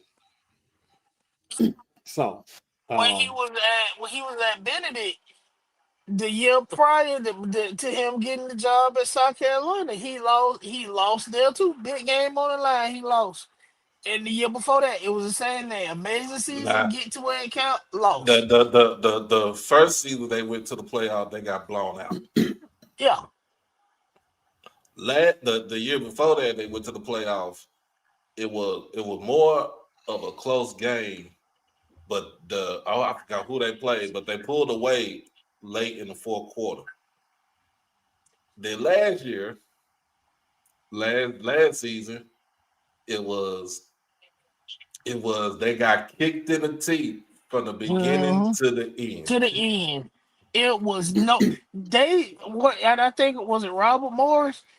Was it Robert Morris? I feel like it was. I'm gonna check, but I think that last year when he got his teeth kicked in.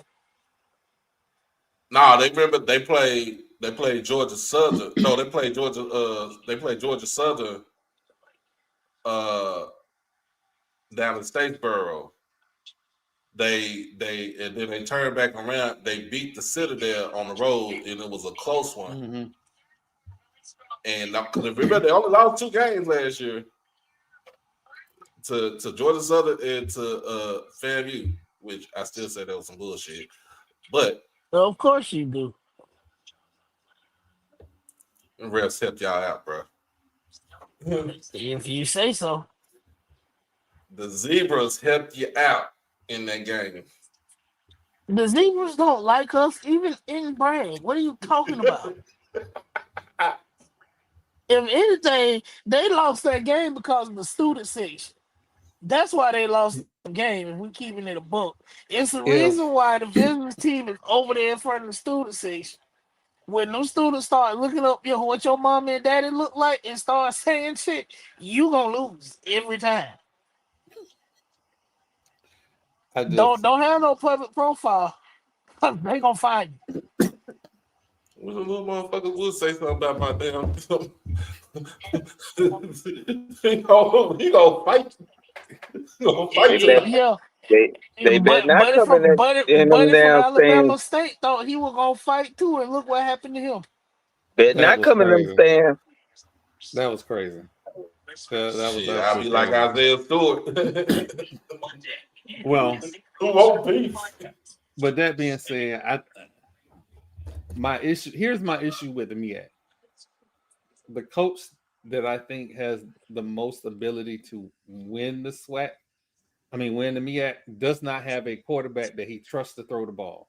And I don't care what nobody tell me. I don't care what Josh tell me. I don't care what Dia tell me. They do not let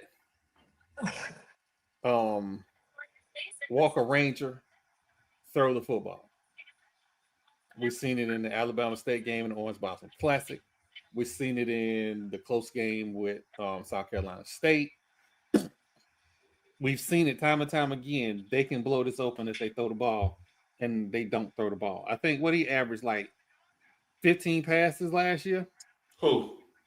Walker, Texas Ranger. Nah, he threw like 20. He threw like at least between 20 and 25 passes. But because they had Jamari Taylor as the running back, he really didn't have to do as much. Against the Alabama State game, he should have been throwing the ball. 100%. State fucked themselves up by putting Andrew Body in as a goddamn glorified running back, and he a quarterback. So I'm gonna be judicious. No, I'm not. I am sick and tired of seeing college programs run little league offenses. And I'm not saying that's what it was. I'm saying maybe it was because of injuries. But what we saw in the Orange Blossom Classic is not what I expected from Alabama State. I expected something totally different from Alabama State. The way we raved about Andrew Body going into the season and how the dual threat quarterback would be able to throw the ball and run the ball, we did not see the throw part of the equation. And I was told by every content creator and everybody that covers the SWAC, oh, this is because of this coach and that coach. I don't care. Coaches coach to the talent that they have. I'm sorry. Good coaches coach to the talent that they have. And I'm sorry if I'm being critical, but a spade is a spade. You have Andrew Body. Mm-hmm. Should have been AKA Mr. Glass. Everybody said this boy was good until they saw him get hit in the mouth. Mr. Glass. Well, put it like this: his freshman year, nobody didn't know anything about him. You got that tape on him the next year, Injury. But that was toward the end of the game. That was toward the end of the game and the last game of the season, which, truth be told, I don't know if it's his fault or not, but hey, it is what it is. I'm not gonna blame the player on that. I think if you have a player that is injury prone, you do things to protect them. Watching a player run, what was it was like the first 10 plays he ran like 5 or 6 of them. Mm-hmm. And I don't know, it just didn't feel right. It felt like we was missing something. And if we gonna talk about Bama State, we gotta talk about Grambling State because you had the preseason player of the year as your quarterback. False. And what? False. Miles Carlin was not a bad quarterback. He was a very good quarterback until last year. And we know we can attribute it to. So egg drop Dooley. man is the best dressed man in the SWAC. Gucci suit. Gucci suit. Oh no. Dooley one not dressing Willie, man. Man. So Marlo, don't flip out. My girl said tread lightly on Grambling. So on Orange Blossom Classic weekend, that school in Daytona is also playing FIU. I think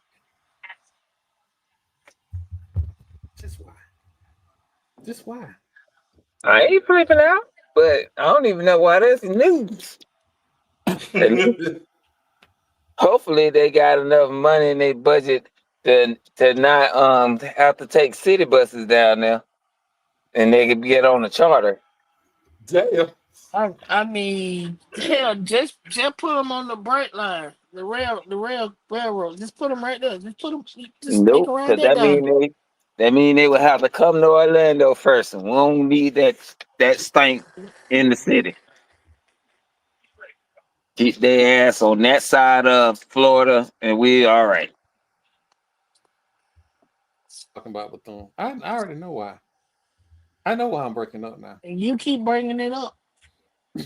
I was bringing it up because it's a good football weekend. You have 2 college games. Man, it ain't a good football. No hell. We ain't finna let you just sit here and say that. Good football means that you got good teams playing. So competitive. You can see 2 college football games within 40 miles of each other on the same weekend. Oh, yeah, I wouldn't Who really the hell say paying to watch Bethune get beat that bad? Bethune, of course.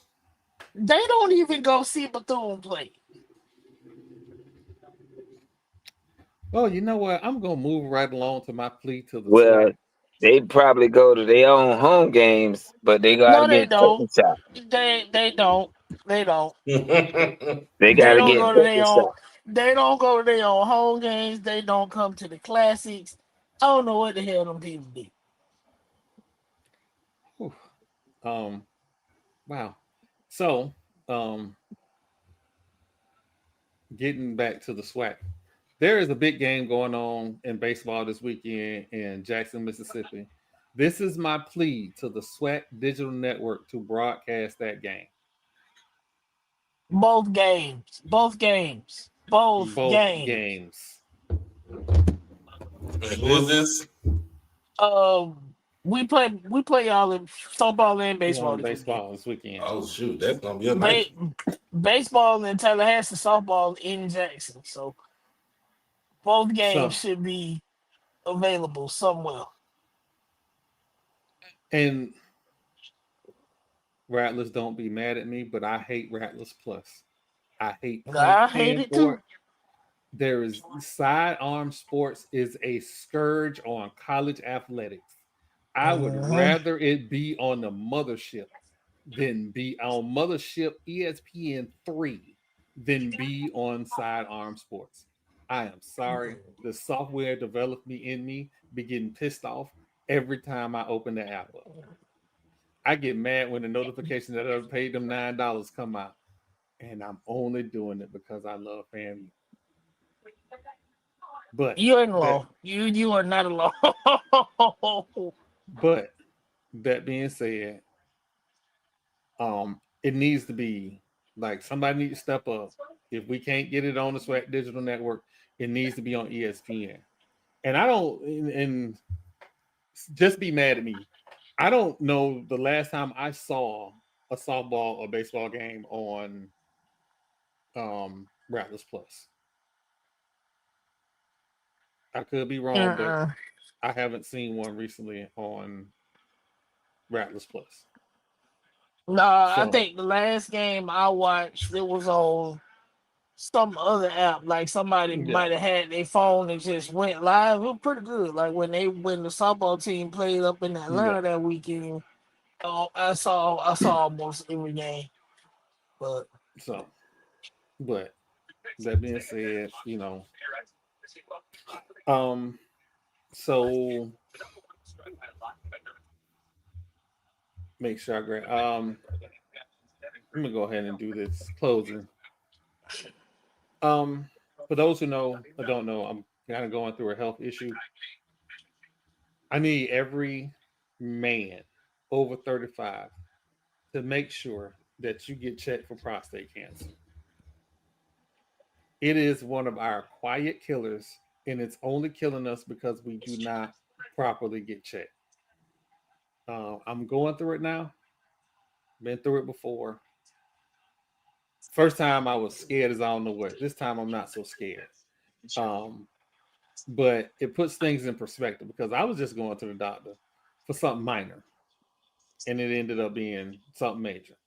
And I don't want anybody to feel like I'm not taking it seriously. I am.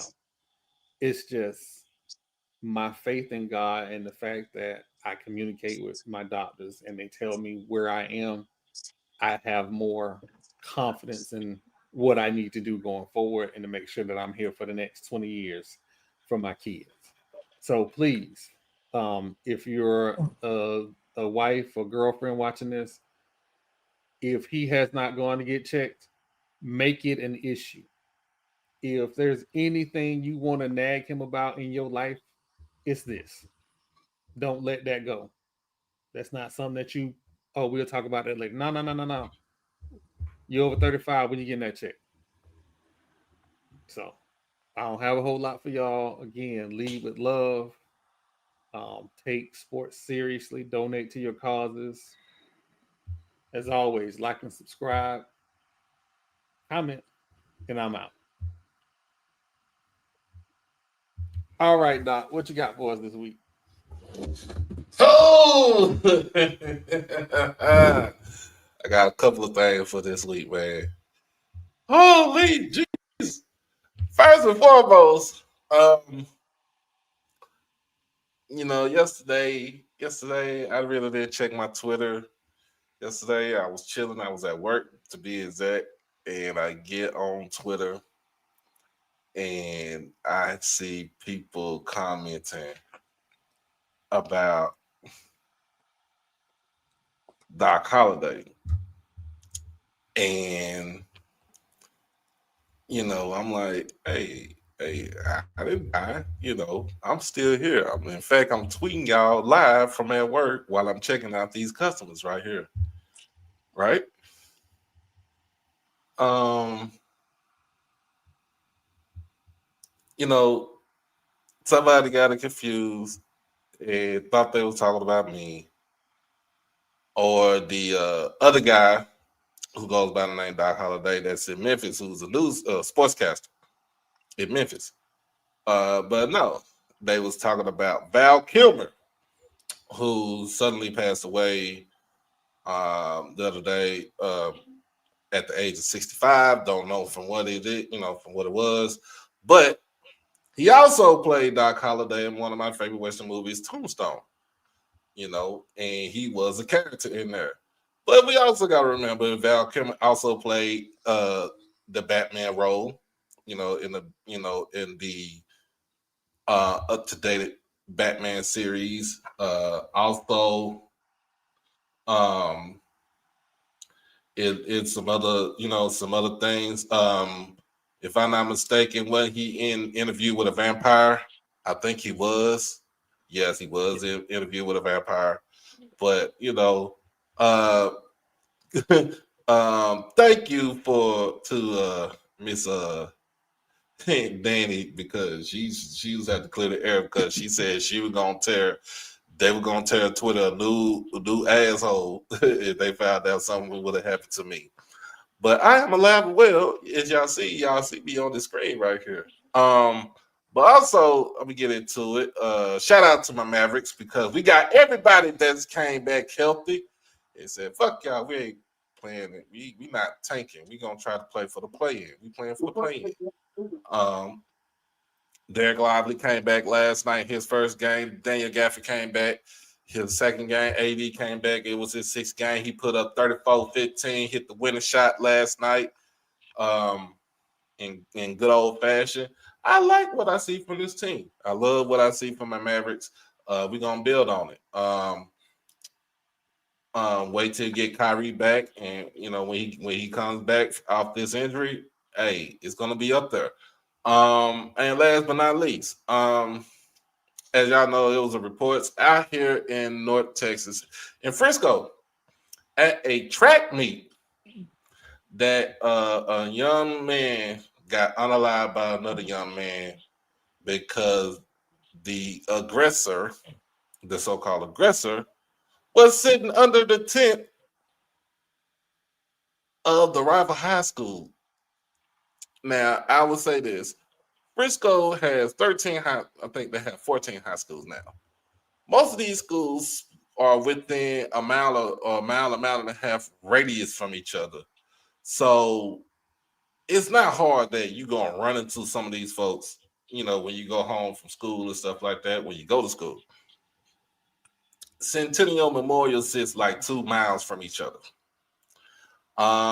They're not really big rivals, but as far as when it comes to Frisco high schools, they are. Young man got stabbed. Austin Metcalf got stabbed at a high school track meet, and he unfortunately did not make it from his injuries. The other young man, unfortunately named Carmelo Anthony, was taken in by Frisco PD, and he's pretty much going to be tried as an adult here in the state of Texas, for not capital murder, but I think more like on a manslaughter. They might say it's on a manslaughter charge, but it's sad to see that even at track meets, we can't have something where something always, have a good thing where something always happens. I will say, to me, just stop the violence. It's not what it is. It ain't a good look, because, of course, here in the state of Texas, especially here in Dallas County, you do the crime, you'll end up in Lew Sterrett, the county jail, and you'll do the time until it's time for you to go to court, and they use you as an example out there. But other than that, I'm just letting folks know I'm alive and well. I'm here. Still crash out on your kids. It helps. It's still fuck Governor Hot Wheels. it's still Jackson State by 40. And it's still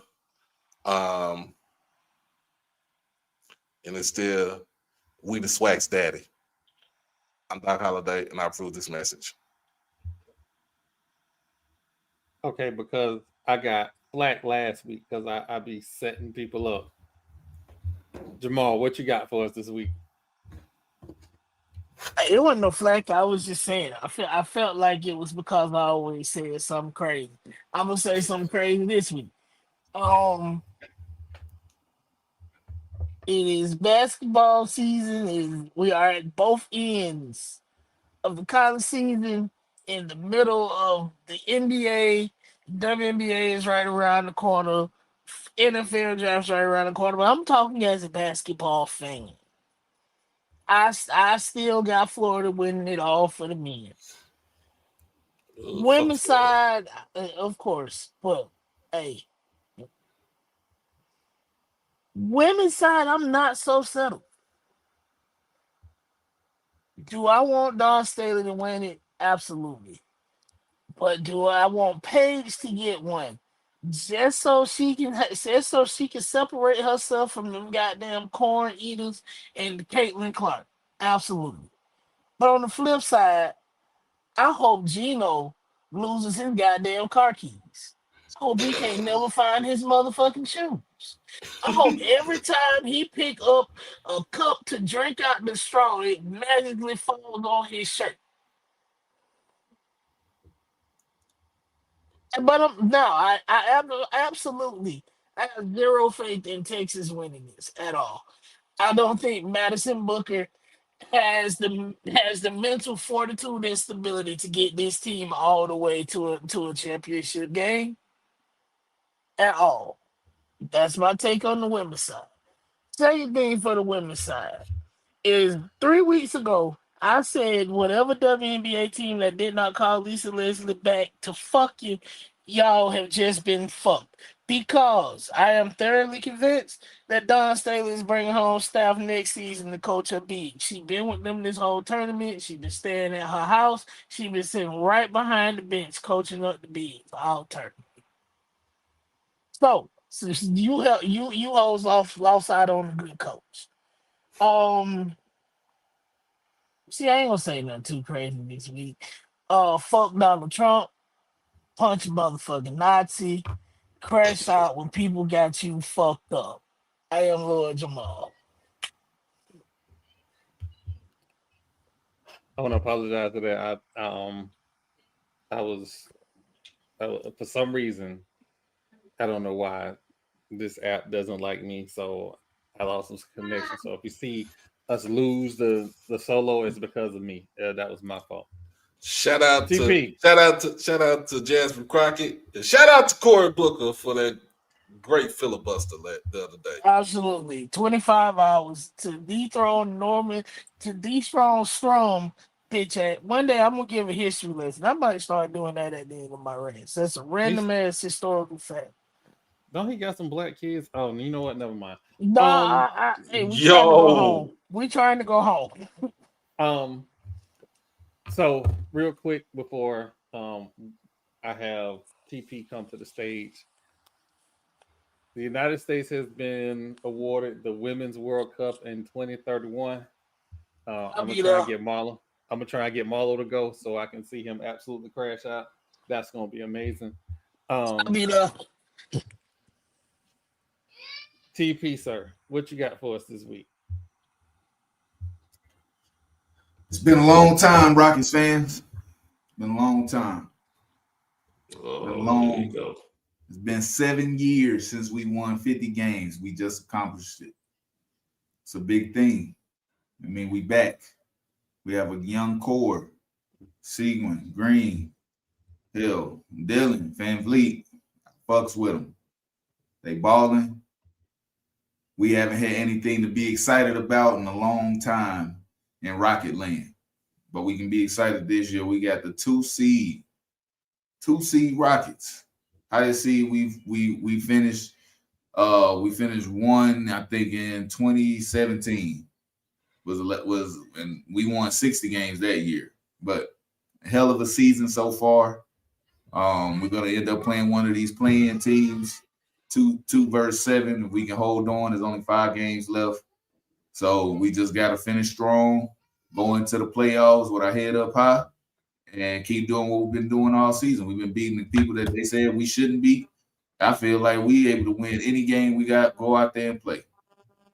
With that being said, Shy and Oklahoma City, they amazing season. Amazing. I mean, if they win out, that's 70 games. They got 6 games left. If they're able to win out, that would be crazy. But they're already on the 11-game win streak. So potentially I see Rockets versus OKC in the Western Conference Finals. And again, like I said, we can beat anybody they put us on the court against. If we go out there and play the way we've been playing, I see no reason why we can't be successful. So this is it was a regime change, because we all remember back when we had Mike D'Antoni and James Harden. They were putting up numbers, but we weren't playing defense. We play defense now. It's a little bit different team. It's a different vibe around it. We go out there and we're scrappy. We have a bench. We have the tools needed to be successful in the NBA playoffs. I don't think there's been a repeat champion in the past 8 years, and I don't think Boston repeats. They've had a good season so far. If I'm not mistaken, they are the 1 seed. No, they're the 2 seed. So they're not even the best in their conference. Cleveland, they shocked me because I thought that I didn't know if they was for real or not when they started the season super hot. But they've continued on. They won over 60 games. A few games left, but they have had an amazing season as well. Going into the NBA playoffs, I think it's going to be a very fun thing to watch. The season, I get it gets watered down at times. We see a lot of no defense played, a lot of players playing with no heart. That changes come playoff time. Every game matters. And that's when I'm tuned in. That's when I'm watching all the games. I'm watching, even if it ain't the Rockets, because let's be honest, in the last 7 years, Rockets ain't been in the playoffs, so I ain't even had to worry about watching. But this year, I'm going to be watching my boys, and hopefully we able to get it done, get to a Western Conference Finals. Whoever we have to go against, we beat them, we get to the championship. I forgot what a championship feel like as a Rockets fan. It's been 30 years. Yeah, it's been 30 years since the Rockets made it to the NBA Finals. So I think we there. It's about that time. So appreciate y'all for watching. Oh, on the March Madness tip, before I get out of here, Houston versus Auburn in the final. Houston finally gets over the hump and gets a championship. That's my prediction. That's what I'm sticking to, and we're gonna see if it pan out that way. But thank y'all for watching Gathering the Vote Man podcast. It's your boy TP, and I will see y'all next week, same time, same place. Thank you for watching. All right. Ladies and gentlemen, it is the incomparable, often imitated, but never duplicated. It is Marlo. Sir. Oh, Jesus. What you got for us this week? Well, is this a safe space? Can I just rap a tick? Go ahead. I have a daughter that is playing flag football. And, I don't miss a game. I'm always there. But the disrespect that these parents show these kids by not showing up for them, whether you agree with what they're doing or not, if they show the interest and put the effort in to going out there and playing their hearts out, to look in the stands and see me sprinkle with a couple other parents when it's 30 kids on a team, is disrespectful. Like I want to call a parent meeting, but I don't even know if parents show up. I feel like had these been boys and they playing tackle football, it'll be a lot more parents in the stands. Like my daughter played today. Even in the visiting side, it was senior night. And just about the only parents that were there were the parents for the seniors. I think that as parents, you show up for your kids. No matter what previous engagement you got, you make it happen. Like the games start from at 6:00 for JV. Varsity plays right after that. If you can't make it to the field by 7:00, you're doing something else other than working. Now, if you are that parent that works late night and you know that you can't make it because you have to provide for your child, that's understood. But all 30 of them girls don't have parents with that situation. And it shows in their attitude. The ones who parents shows up, they don't be out there tripping on the field, cussing, doing all this other extra stuff. It's the ones who parents ain't there. So my rant this week is to encourage. If you're a girl dad or you have a daughter that's out and in any activity, support them. Go out there, even if you don't understand the sport or the game that they chose to play. Just support them because you love them. And I think you will see better results. These girls are out there playing flag football. They ain't out wearing little to nothing, chasing behind no boys. And most of them are good students. So those are the girls I choose to celebrate. So this is just me and in my safe space expressing my thoughts on a season that it isn't even a long season. So you can, a couple games. I haven't missed one, and these girls don't get supported the way they should. So that's my time. I hope everybody have a great week. And fuck Bethune-Cookman. One of the kids out there, one of the seniors, was talking about they going through to Bethune, and I booed her ass.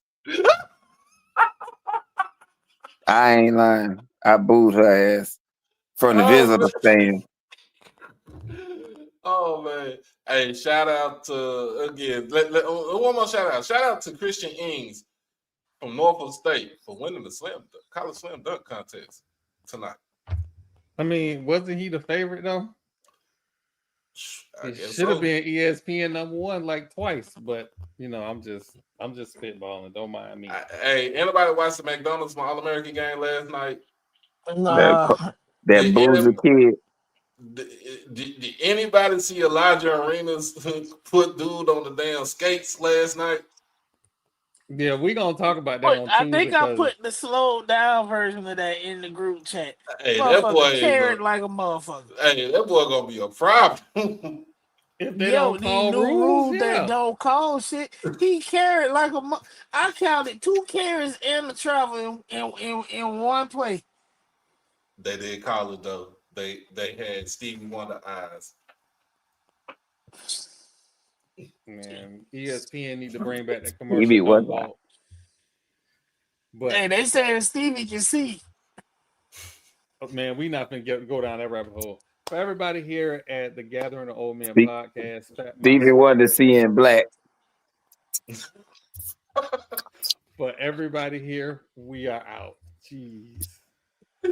Every week you saw.